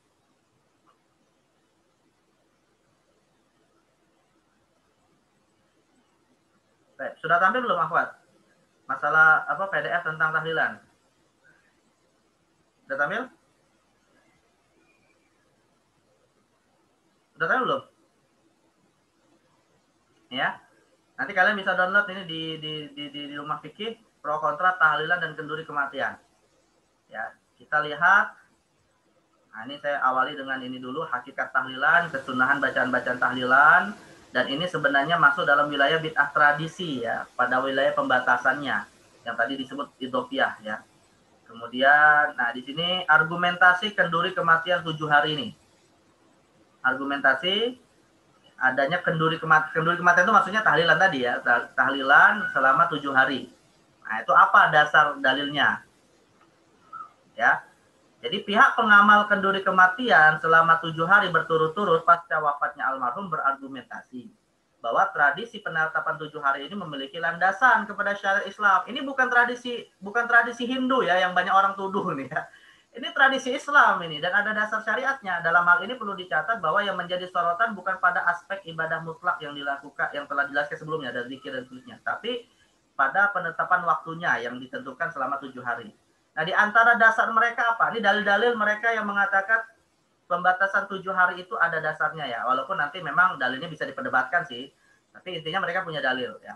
Pertama, Imam Ibnu Asakir dalam kitabnya Tarikh Dimash menceritakan riwayat tentang tangisan seluruh makhluk selama 7 hari atas wafatnya Nabi Adam alaihissalam dalam pembahasan biografi Nabi Adam. Nah, ini dalam kitab Tarikh Dimash karangan Imam Ibnu Asakir. Dan Imam Ibnu Asakir itu ya akhwat, Imam Ibnu Asakir itu seorang ulama hadis besar dan menjadi rektor pertama ya madrasah nizamiyah di masa Nizamul Muluk. Itu bukan ulama sembarangan Imam Ibnu Asakir ini ya. Dan beliau mengutip dalam kitab Tarikh Dimash suatu riwayat bahwa dari Al-Furasani qol bakatil khalaik ala Adam hina tuwfiya sab'ata ayyam. Makhluk pada menangis ketika meninggalnya Nabi Adam selama 7 hari berturut-turut. Akhirnya dijadikan dalil oleh sebagian ulama untuk mengatakan 7 hari itu ada dasarnya. Ya, pembacaan doa, pengiriman pahala Quran selama 7 hari itu ada dasarnya seperti dalam riwayat ini. Riwayat yang kedua, riwayat dari tabi'in yang bernama Taus bin Kaisan yang mengatakan bahwa ahli kubur menghadapi serangkaian fitnah kubur selama 7 hari. Ya. Nah, jadi hal ini sebagaimana diriwayatkan oleh Imam Abu Nuaim Al-Asfahani dengan sanadnya kepada Taus, di mana Taus sempat bertemu dengan 50 sahabat. Jadi dia tabi'in. Seorang tabi'in bertemu dengan 50 sahabat, meriwayatkan innal mauta yuftanuna fi kuburihim sab'an. Fakanu yastahibbuna ayyut ama'anhum tilkal ayyam. Ya, sesungguhnya ahli kubur, orang yang baru meninggal, itu diuji di dalam kuburnya selama 7 hari. Maka orang-orang yang hidup dari kalangan sahabat, ini menceritakan sahabat, sangat senang sekali bersodako atas nama almarhum selama 7 hari tersebut. Ya, karena Tawus ini tabi'in menceritakan tradisi sahabat. Ya, Tawus adalah tabi'in menceritakan tradisi sahabat yang sangat senang bersodakoh atas nama almarhum selama 7 hari kematian dari almarhum tersebut. Nah, pertanyaannya apa sih yang dimaksud dengan sodakoh atas nama almarhum? Ya jawabannya tradisi kita tahlilan, gitu ya. Nah, jadi itu dasarnya. Riwayat ini juga diperkuat oleh riwayat lainnya yang bersumber dari Ubaid bin Umair, seorang yang diperselisihkan statusnya antara sahabat atau tabi'in. Kalau Tawus itu tabi'in, tapi kalau Ubaid bin Umar ini diperselisihkan. Ada yang mengatakan sahabat, ada yang mengatakan tabi'in. Nah, beliau mengatakan al-mu'minu atau meriwayatkan bahwa al-mu'minu yuftanu sab'an wal munafiqu arba'ina sabahan. Orang beriman itu diuji selama 7 hari setelah meninggal, sedangkan orang munafik diuji selama 40 hari. Makanya nanti ada tradisi 40 hari juga. Nah, dari hadis-hadis ini tadi, Imam Suyuti memberikan kesimpulan. Wa yakunul hadis istamala ala amrayni ahaduhuma aslun i'tiqadi wa fitnatul maut sab'ata ayyam wa tsani hukmun syar'i far'i wa istihbabus tasadduq wal itham alaihim muddatatil kal ayyami sab'ah. Dari hadis ini bisa kita simpulkan dua amalan atau dua pelajaran. Pertama, pelajaran dalam masalah akidah, bahwa dalam masalah akidah manusia itu kalau meninggal dia akan diuji selama 7 hari saat setelah dikuburkan. Nah, sedangkan hukum syariat fikihnya adalah anjuran bersodakoh atas nama almarhum selama 7 hari berturut-turut. Nah, itu ya.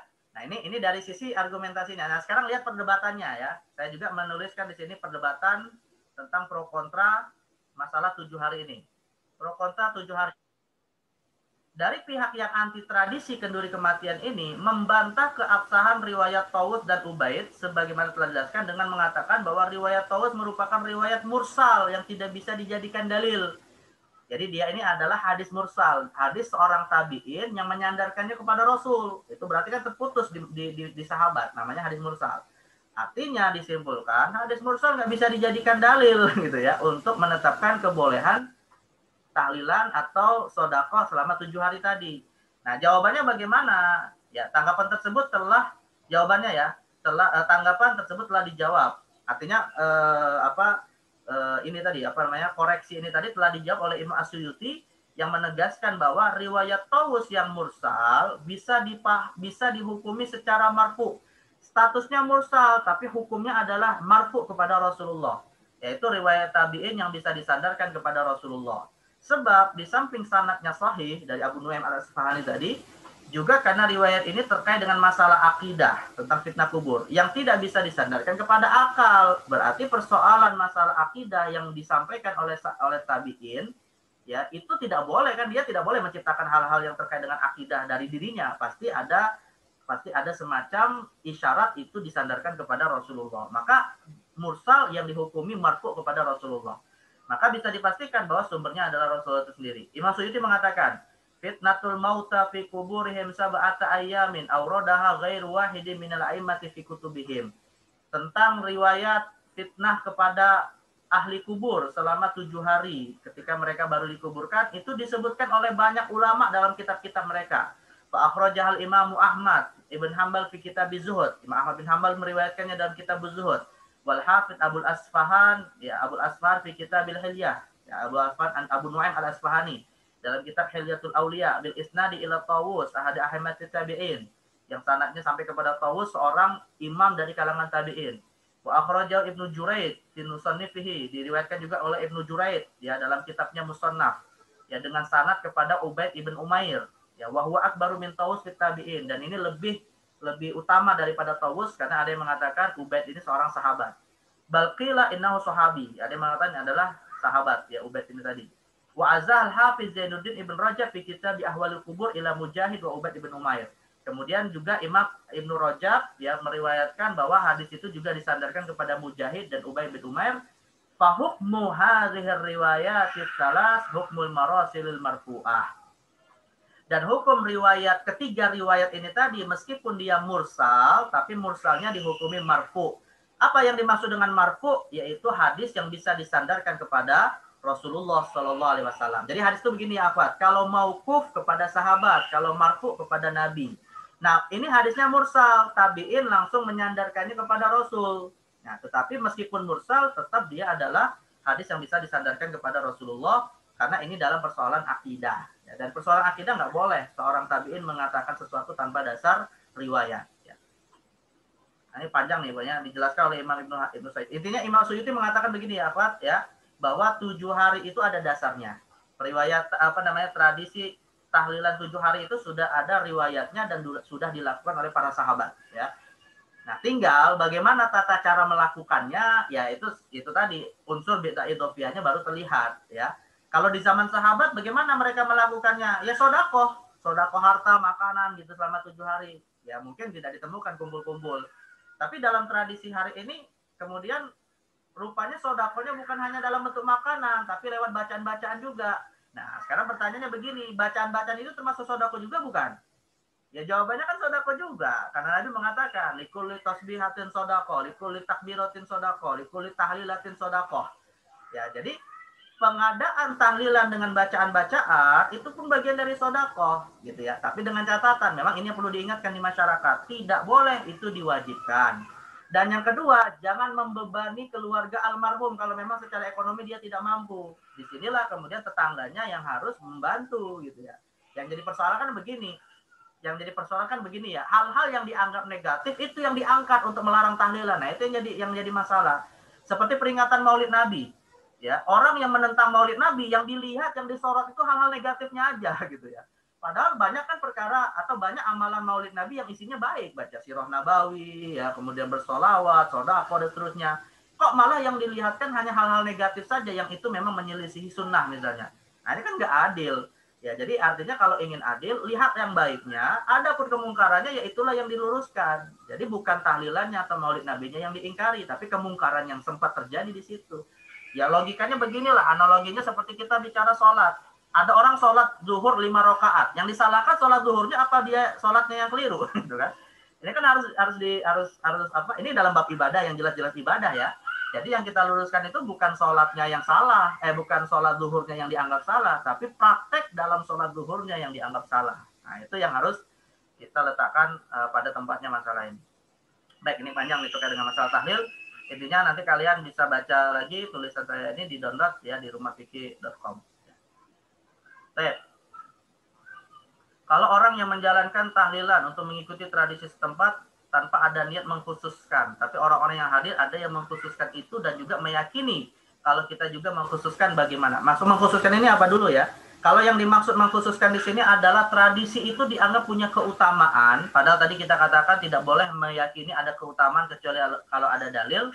Nah ini bagaimana? Ya, saya katakan begini ya akhwat, kalaupun ada orang yang salah di dalam memahami atau salah di dalam melaksanakan tradisi tahlilan, ya bukan tahlilannya yang salah, tapi praktek dan keyakinan itu yang salah. Dan ketika praktek dan keyakinan itu yang salah, ya maka tentunya setiap orang akan bertanggung jawab terkait dengan niatnya masing-masing. Dalam suatu hadis Nabi mengatakan, ya yuhsyarun nasi yaumal qiyamati ala hasabi nawayahum. Setiap orang akan dibangkitkan di hari kiamat tergantung kepada niatnya masing-masing. Hadis ini terkait dengan terkait dengan peristiwa besar yang nanti akan terjadi menjelang hari kiamat, di mana di menjelang hari kiamat nanti akan ada pasukan besar yang ingin menghancurkan Ka'bah seperti yang dilakukan oleh Abraha. Ya, itu nanti peristiwanya menjelang hari kiamat. Akan ada pasukan besar yang datang ke Mekah ingin menghancurkan Ka'bah. Tetapi di tengah jalan Allah benamkan semua pasukan itu ke dalam tanah yang disebut dengan Baida. Ini dalam hadis riwayat Imam Muslim dari Aisyah radhiyallahu anha. Semua pasukan itu dibenamkan ke dalam tanah. Nah, tetapi rupanya yang ikut terbenamkan di dalam tanah itu ada orang-orang yang tidak terlibat dalam pasukan itu tadi. Ya musafir, orang yang tinggal di tempat itu, yang memang dia tinggalnya di situ dan kebetulan dilewati oleh pasukan besar tadi. Akhirnya Aisyah bertanya, nanti bagaimana ya Rasulullah orang yang tidak ikut terlibat dalam perang itu atau dalam pasukan besar itu, tapi dia ikut juga terbenamkan di dalam tanah karena azab Allah yang diturunkan tadi tidak dilihat tidak dibeda-bedakan ya orangnya itu adalah melakukannya atau tidak. Yang penting kan dia ada di tempat itu. Akhirnya Rasul mengatakan, yuhsyarun nas yaumal qiyamati ala hasabi nawayahum. Setiap manusia akan dibangkitkan di hari kiamat ya tergantung niatnya masing-masing. Nah, jadi artinya ya akhwat, niat itu memang memiliki efek hukum ya. Innamal amalu binniyat. Jadi kalau misalnya ada orang tahlilan bisa saja niat dan maksudnya beda-beda. Tetapi dengan catatan niat yang berbeda itu tadi tentu akan dihukumi dengan berbeda nanti di akhirat. Nah, masalah tahlilannya sendiri bagaimana? Ya tetap itu tradisi, nggak berubah hukumnya. Itu adalah tradisi gitu ya. Nah, jadi niat jangan disamakan dengan tradisi itu sendiri. Baik. Kemudian semisal ada makam sesepuh yang biasa dibawain sesajen dalam rangka menghargai beliau yang sudah bangun desa kami, tapi dalam pelaksanaannya kalau nggak ngasih sajen dan kita bikin secara acara bakal bermasalah, misal hujan deras atau apa-apa gitu, apakah termasuk bid'ah tercela? Nah, ini sesajen artinya makanan-makanan ya yang biasanya diletakkan di kuburan. Nah, ini apakah ini bid'ah tercela atau tidak? Saya memahami begini ya, Akhwat. Kalau yang dimaksud dengan sesajen atau makanan-makanan yang dibuat lalu diletakkan di kuburan dengan keyakinan bahwa arwah yang ada dalam kuburan itu akan memakannya ya sebagaimana tradisi kalangan Tionghoa, ya jelas ini bid'ah tercela. Ini bid'ah tercela, ya. Artinya nggak ada keyakinan seperti itu. Ini keyakinan yang didasarkan kepada pemahaman yang keliru dan batil terkait dengan masalah ruh yang ada di dalam barzah. Tapi kalau yang dimaksud dengan sesajen di sini adalah misalnya begini, masyarakat kemudian membuat makanan, lalu kemudian makanan itu dibagi-bagikan, disodakohkan kepada orang yang membutuhkan, fakir miskin, dengan niatan agar sodakoh makanan itu dihadiahkan kepada almarhum karena jasanya membangun desa misalnya. Nah ini boleh, nggak apa-apa, ya. Jadi beda. Ini saya nggak paham nih secara detail kasusnya seperti apa. Tapi saya ingin jelaskan dua hal yang berbeda tadi. Kalau misalnya makanan atau sesajen tadi diletakkan di kuburan dengan keyakinan bahwa ahli kubur akan memakannya gitu ya, sampai busuk kemudian sampai intinya sampai mubazir gitu ya. Ya jelas ini haram. Haram dari sisi kemubaziran, haram dari sisi keyakinan yang sesat, keyakinan yang tidak sesuai dengan masalah alam kubur atau alam barzah ya. Nah, kalau ini nggak boleh. Tapi kalau misalnya makanan yang tadi dibuat kemudian disodakohkan kepada fakir miskin, atau misalnya nggak mesti fakir miskin lah, makanan itu dibuat untuk dimakan bersama-sama ya, biar hubungan antara masyarakatnya semakin baik, silaturahimnya semakin baik, hubungan ukhuwahnya semakin baik. Lalu kemudian makanan yang diberikan sesama tadi diniatkan disodakohkan kepada sesepuh desa, ya silakan, nggak apa-apa. Ini perkara bagus ya, perkara bagus karena itu sodakoh yang bisa sampai pahalanya kepada almarhum. Dasarnya adalah hadis tentang sahabat Nabi yang bernama Abu Ubadah. Ya, Abu Ubadah ini pernah suatu hari beliau melakukan perjalanan dagang. Nah, ketika di tengah perjalanan dagang, qadarullah ibunya meninggal dan dikuburkan tanpa kehadiran dirinya. Akhirnya ketika beliau pulang ke Madinah dan mendapati ibunya sudah dikuburkan, nanya kepada Rasul karena merasa mungkin bersalah karena tidak mengikuti proses penguburan jenazah ibunya. Akhirnya datang kepada Rasul, ya Rasulullah, kalau aku bersodakoh atas nama ibuku, sampai nggak pahalanya kepada ibuku? Rasul mengatakan tasaddaq, sodakohlah kamu. Nah, artinya semua ulama sepakat sodakoh makanan, dan sodakoh itu kan nggak mesti ke orang fakir miskin ya, kepada sesama orang yang mampu sodakoh boleh gitu ya. Yang nggak boleh itu sodakoh ke Rasulullah, itu nggak boleh. Tapi sodakoh kepada sesama orang Islam walaupun dia mampu nggak ada masalah, dan itu pahalanya sampai kepada orang yang kita niatkan pengiriman pahala sodakoh itu. Nah, jadi ini sesajen ini perlu dirinci dulu maksudnya apa. Baik, kemudian beberapa waktu lalu saya membaca arti doa khatmil Quran. Ya, biasanya ada di akhir mushaf ya. Di antaranya Allahumma qsim lana min khasyatika dan seterusnya. Saya merasa artinya sangat dalam dan menyentuh hati. Jika saya membudayakan untuk membaca doa tersebut setelah saya membaca Quran, walaupun tidak khatam, apakah itu termasuk bid'ah hasanah? Apakah keinginan saya untuk rutin membaca doa tersebut setiap selesai membaca Quran termasuk pengkhususan sehingga hal tersebut tidak dikatakan bid'ah hasanah walau berniat baik? Saya katakan ya, pengkhususan ini boleh. Silakan, nggak apa-apa ya, walaupun mungkin Nabi tidak pernah melakukannya. Dan bahkan doa khatmil Quran itu pun tidak ada riwayat dari Rasulullah secara khusus setelah membaca Quran. Itu sebagai ikhtiar ulama ya. Dan bahkan uniknya nih akhwat, pembacaan doa khatmil Quran ini dilakukan dan ditradisikan di Masjidil Haram setiap bulan Ramadan. Padahal Nabi tidak pernah melakukan gitu ya. Nah ini kan apa ya, bisa kita katakan ada bid'ah idhofiyah yang dilakukan oleh masyarakat di Mekah gitu ya. Dan itu dilakukan setiap tahun di bulan Ramadan. Makanya Syekh Abdul Ilah Al-Arfaj itu menganggap ini perkara bid'ah idhofiyah yang sebenarnya juga bertentangan dengan paham yang menolak bid'ah hasanah dalam tradisi yang ada di Masjidil Haram gitu. Nah, ini persoalan mereka sendirilah ya, yang menolak bid'ah hasanah. Tapi bagi yang menerima bid'ah hasanah nggak masalah. Ya, karena ini amalan yang memang di satu sisi bagus, tidak bertentangan dengan syariat, dan membiasakan diri sebagai suatu pilihan untuk memudahkan karena kesenangan memahami maknanya, sah-sah saja. Tapi dengan syarat yang 3 hal tadi saya sebutkan ya, Pak. 3 syarat yang tadi saya sebutkan ya, ini yang menjadi dasar amalan seperti ini boleh. Pertama, tidak bertentangan dengan syariat, jangan ada di dalam doa itu adalah kata-kata yang terlarang. Yang kedua adalah tidak boleh meyakini kekhususannya. Kita hanya membacanya secara pembacaan yang pengkhususan itu dalam rangka memang pengkhususan yang sifatnya tradisi saja, bukan karena meyakini hal-hal tertentu dalam pengkhususan itu. Ya, sifatnya hanya untuk tradisi saja, silakan aja. Seperti kita punya hobi makan nasi goreng misalnya setiap pagi, ya silakan aja. Mengkhususkannya boleh atau tidak, ya boleh. Tapi jangan meyakini dalam makanan nasi goreng itu ada fadilah khusus, itu yang nggak boleh. Jadi pengkhususan yang sifatnya tradisi, nanti silakan nggak apa-apa. Yang nggak boleh kalau mengkhususkan karena meyakini ada keutamaan. Dan yang terakhir, menganggap perkara ini wajib, nah itu nggak boleh. Jadi kalau misalnya sewaktu-waktu kita tinggalkan, nah nggak usah merasa bersalah, karena ini bukan perkara wajib, gitu ya.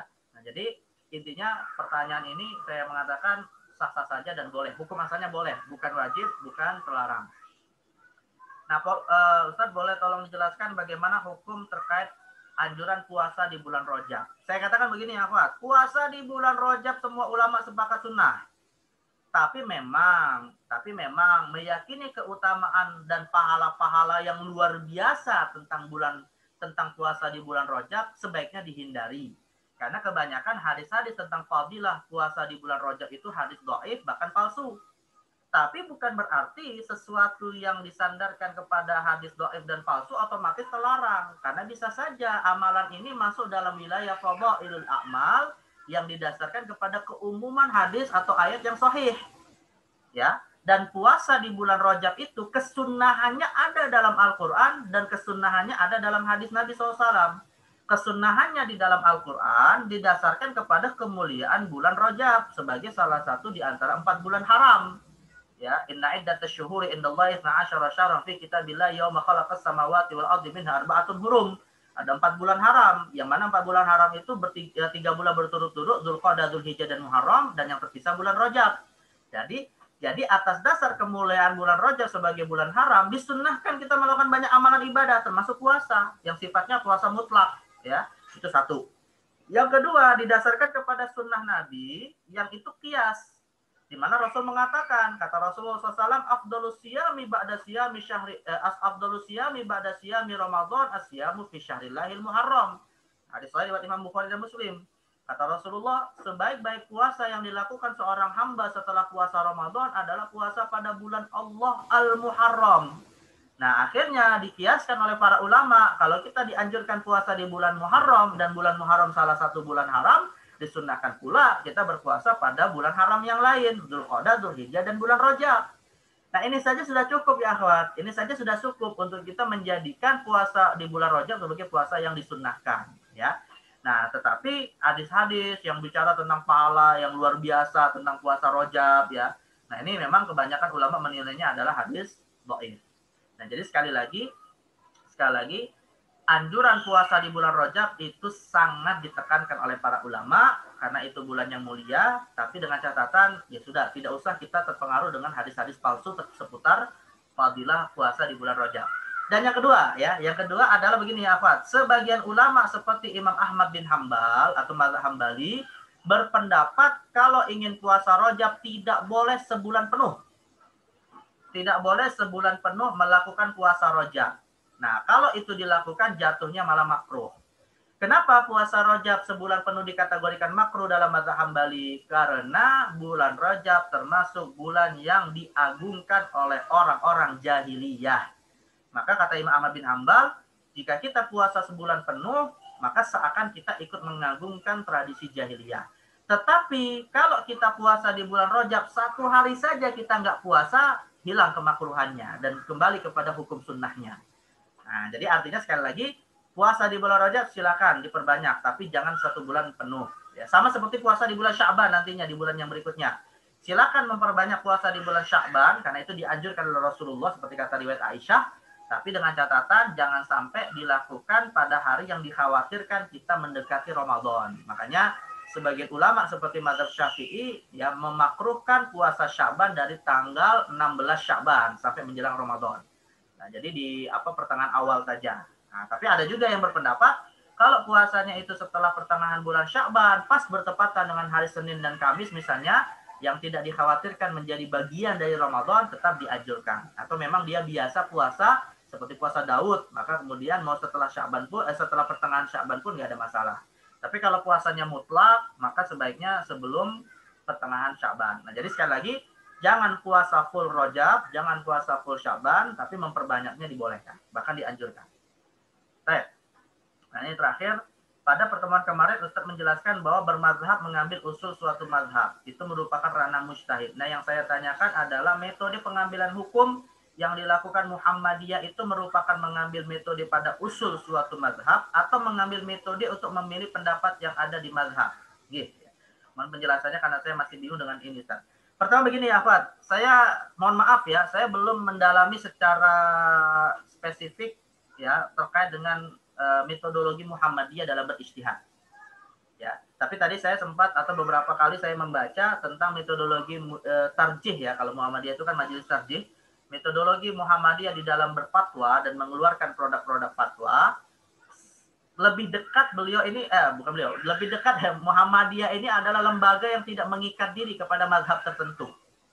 Jadi saya ulangi nih ya, ini pembacaan saya yang terbatas. Pembacaan saya yang terbatas, Muhammadiyah itu adalah lembaga yang menciptakan metodologi fatwa tidak mengikat diri dengan mazhab tertentu. Jadi seakan Muhammadiyah ini sebagai mazhab baru. Seakan gitu ya, walaupun sebenarnya mereka tidak mengklaim mazhab baru. Tapi seakan mereka menciptakan metodologi usul fikih sendiri yang tidak terikat dengan mazhab tertentu. Tetapi ketika mereka mengkonsep metodologi ijtihadnya sendiri, tidak keluar dari kajian usul fikih yang baku. Tidak keluar dari kajian usul fikih yang baku. Artinya masih ya merujuk kepada usul fikih ulama-ulama 4 mazhab. Nah, jadi bisa kita simpulkan Muhammadiyah ini secara metodologinya tidak keluar dari kajian usul fikih yang dibahas di dalam ilmu usul fikih, tetapi tidak membatasi menggunakan satu mazhab tertentu. Jadi mereka ini semacam mengkombinasikan ya, sekaligus mencari hal-hal yang lebih utama di antara mazhab yang lain. Kalau saya analogikan ini seperti Imam Syafi'i. Seperti Imam Syafi'i yang mengambil titik-titik yang beliau anggap baik dalam usul mazhab Maliki karena beliau belajar kepada Imam Malik, sekaligus juga mengambil hal-hal yang baik sebagai metodologi dan usul yang dianggap beliau itu lebih kuat dari mazhab Hanafi ketika beliau belajar kepada Muhammad bin Hasan Asy-Syaibani. Dan akhirnya terciptalah satu mazhab namanya mazhab Syafi'i. Nah, mungkin miriplah analoginya seperti mazhab Syafi'i ini dalam konteks penggabungan beberapa usul di dalam tubuh Muhammadiyah. Ya. Tapi saya ingin mengatakan tidak keluar kajian mereka, metodologi mereka dari usul fikih yang ada. Ya. Maka produk fikihnya pun tidak membatasi dengan 4 mazhab. Gitu ya. Tidak membatasi dengan salah satu mazhab di antara mazhab yang ada. Tetapi produk fikih Muhammadiyah tidak keluar dari 4 mazhab. Jadi sekali lagi saya ulangi, Muhammadiyah secara usul tidak keluar dari 4 mazhab, tapi tidak membatasi salah satu mazhab yang ada. Produk fikihnya tidak membatasi kepada satu mazhab tertentu, tapi tidak keluar juga dari 4 mazhab. Kalau masih bicara tentang hukum-hukum fikih klasik. Tapi kalau misalnya kita bicara ijtihad baru yang memang tidak ada di masa ulama klasik, ya sama seperti Muhammadiyah juga, MUI juga seperti itu ya. Majelis Ulama Indonesia dan ulama-ulama Islam yang lain ya, intinya bisa berijtihad, bisa berfatwa untuk masalah baru yang tidak harus terikat dengan ulama mazhab sebelumnya. Nah, saya mengarahkan untuk kalian lebih mendalami atau nanti bisa saya share ya, ini baca artikel tadi saya sempat download dan baca sekilas dan cukup bagus dijelaskan perbandingannya malah dengan Bahsul Masail NU. Artikel yang ditulis oleh Mulyono Jamal dan Muhammad Abdul Aziz ya. Ini dosen Institut Studi Islam Darussalam, ya, kampus yang ada di Gontor, Unida, ya, kampus Unida Gontor. Nah, ini cukup bagus mengkaji dan memberikan informasi kepada kita metodologi istinbat Muhammadiyah dan NU, kajian perbandingan Majelis Tarjih dan Lajnah Bahsul Masail. Ya. Nah, ini nanti kalian baca saja. Intinya kalau menurut saya secara pembacaan sekilas, ya Muhammadiyah seperti yang tadi saya jelaskan secara metodologinya. Bukan berarti mereka keluar dari mazhab, tapi memang mereka tidak membatasi dengan satu mazhab tertentu. Baik. Yang terakhir, kalau ada orang pindah-pindah mazhab atau mengikuti tradisi setempat dengan niat agar bisa berbau dengan penduduk di sana, apakah ada batasan waktu ya untuk mengikuti situasi tersebut atau mungkin tetap diteruskan walaupun mungkin berbeda dengan apa yang diyakini? Jawabannya ya akhwat, tidak ada batasan waktu. Tidak ada batasan waktu. Selama kita melakukan aktivitasnya secara berjamaah, tetap dianjurkan mengikuti mazhab setempat. Walaupun itu tidak sesuai dengan amalan pribadi kita. Dan itu tidak ada batasannya, tidak ada batasannya ya. Selama tradisi masyarakat itu tidak berubah, ya itulah yang kita ikuti mazhab resminya. Misalnya begini, saya sholat Jumat, ya, sebagai laki-laki, saya sholat Jumat di dekat masjid saya, aktivitas sholat Jumatnya menggunakan 2 azan, yang mana antara 2 azan ada sholat sunnah 2 rakaat. Nah, saya misalnya berpendapat tidak ada sholat 2 rakaat sebelum antara 2 azan tadi untuk sholat Jumat, yang ada sholat intidhar sebelum imam naik misalnya. Ini kan ada pendapat seperti itu. Nah, bagaimana saya mengambil sikap yang baik, walaupun tidak wajib ya. Bagaimana saya mengambil sikap yang baik? Ya kalau setiap kali saya sholat di situ, kapanpun saya berada di situ, ya nggak ada batasan waktunya, maka selama itu juga saya kalau bisa sholat 2 rakaat antara 2 azan. Atau misalnya begini, selama saya di rumah misalnya, ya ini bukan kasus saya contoh aja. Kalau selama di rumah misalnya, kalau sholat di rumah, apalagi sekarang lagi pandemi ya, sholat di rumah, sholat subuhnya misalnya adalah tidak pakai kunut misalnya ya. Tapi setiap kali saya sholat berjamaah di masjid di samping rumah saya misalnya, dan kebetulan di situ tradisinya pakai kunut, ya sudah saya mengamini kunutnya dan tidak ada batasan waktu mau kapanpun itu kapanpun sholat itu tetap dilakukan dengan cara kunut tadi, kecuali kalau kemudian ada kebijakan DKM mengambil pendapat yang nggak pakai kunut misalnya gitu ya. Ya saat itu juga saya berubah gitu dan sesuai dengan mazhab saya misalnya begitu. Nah, jadi intinya mengambil atau berpindah kepada mazhab yang tidak kita yakini atau tidak kita anut dengan alasan mengikuti mazhab setempat yang diamalkan oleh masyarakat, itu tidak ada batasan waktunya. Dan bahkan memang tidak ada batasan waktunya. Selama itu dilakukan masyarakat, kita juga sebaiknya, bukan wajib ya, sebaiknya mengikuti. Kecuali kalau misalnya ada potensi terjadi cekcok, maka bahkan hukumnya bisa saja wajib untuk menghindari fitnah dan cekcok yang muncul gara-gara kita tampil beda dengan masyarakat itu. Tapi kalau misalnya tidak muncul cekcok, ya hukumnya boleh-boleh saja. Dan itu sikap bijak saja, bukan sesuatu yang wajib. Baik, nah ini pertanyaan kedua ya terkait dengan bermazhab tadi. Mungkin ini yang bisa saya sampaikan ya, akhwat, karena waktu juga udah mau menjelang jam 6. Mungkin ada nggak tadi yang luput? Kayaknya nggak ada yang luput ya. Oh ini tadi terakhir nih, saya lupa kayaknya tadi. Bagaimana ranah batasan kita boleh mengikuti adat atau kebiasaan setempat yang tidak ada tuntunannya dari Nabi? Ya jawabannya begini, tradisi itu hukum asalnya mubah dan memang tidak butuh tuntunan dari Nabi gitu ya. Sekali lagi akhwat, tradisi itu hukum asalnya mubah dan tidak harus ada contoh dari Nabi SAW. Nah maka kalau kita mengikuti tradisi itu ya standarnya cuma satu saja, tidak bertentangan dengan ajaran Nabi, selesai. Ya, jadi kalau misalnya selama tradisi itu tidak bertentangan dengan ajaran Nabi, hukum asalnya mubah dan boleh kita lakukan. Contoh sederhananya begini aja lah. Cara berpakaian menutup ya, yang menjadi syariat itu kan menutup aurat. Ya, yang menjadi syariat itu menutup aurat. Tapi bagaimana cara menutup auratnya? Ya lipatan-lipatan kainnya, warna kainnya, seperti apa aturannya? Ya nggak ada aturan baku. Maka mau bagaimanapun bentuknya selama tidak bertentangan dengan syariat, ya boleh gitu ya. Nah jadi intinya tradisi itu perkara yang hukum asalnya mubah dan tidak dibutuhkan harus ada contoh dari Rasulullah untuk kita melakukannya, namun dengan catatan selama tidak ada unsur pelanggaran syariat. Dan yang kedua, termasuk unsur pelanggaran syariat adalah tidak sampai kepada wilayah israf atau berlebih-lebihan. Ya. Karena kata Abdullah bin Abbas, setiap perkara tradisi pada dasarnya adalah boleh selama tidak ada 2 faktor di dalamnya, yaitu al-israf wa takabbur. Tidak ada unsur berlebihan dan tidak ada unsur menyombongkan diri dalam wilayah tradisi itu. Nah, tentu dengan tambahan tidak bertentangan dengan aturan baku dalam syariat. Nah, maka hukum asalnya tetap boleh. Baik, ini yang bisa saya sampaikan terkait dengan masalah atau jawaban atau pertanyaan yang tadi sudah disampaikan. Nah, mudah-mudahan bisa dipahami dengan baik ya. Dan saya tadi saya rekomendasikan untuk membaca lagi 3 tulisan ya. Tulisan pertama terkait dengan bid'ah dan sunnah dan bid'ah, yang kedua terkait dengan tahlilan, dan yang ketiga Jadi tadi ada artikel cukup bagus ditulis oleh dosen Unida terkait dengan metodologi ijtihadnya Muhammadiyah yang dibandingkan dengan dengan LBM NU. Nah, itu bisa jadi tambahan wawasan untuk kita insyaallah. Baik, mungkin ini yang bisa disampaikan. Masih ada waktu atau mau didiskusikan hal yang lain atau terkait? Silakan, kami persilakan. Qul qaliyadah astagfirullahaladzim wa lakum. Assalamualaikum warahmatullahi wabarakatuh.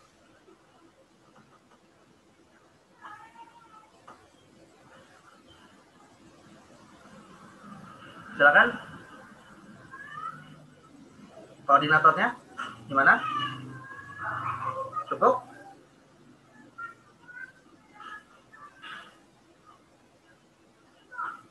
Koordinator siapa? Cukup atau masih ada yang mau didiskusikan?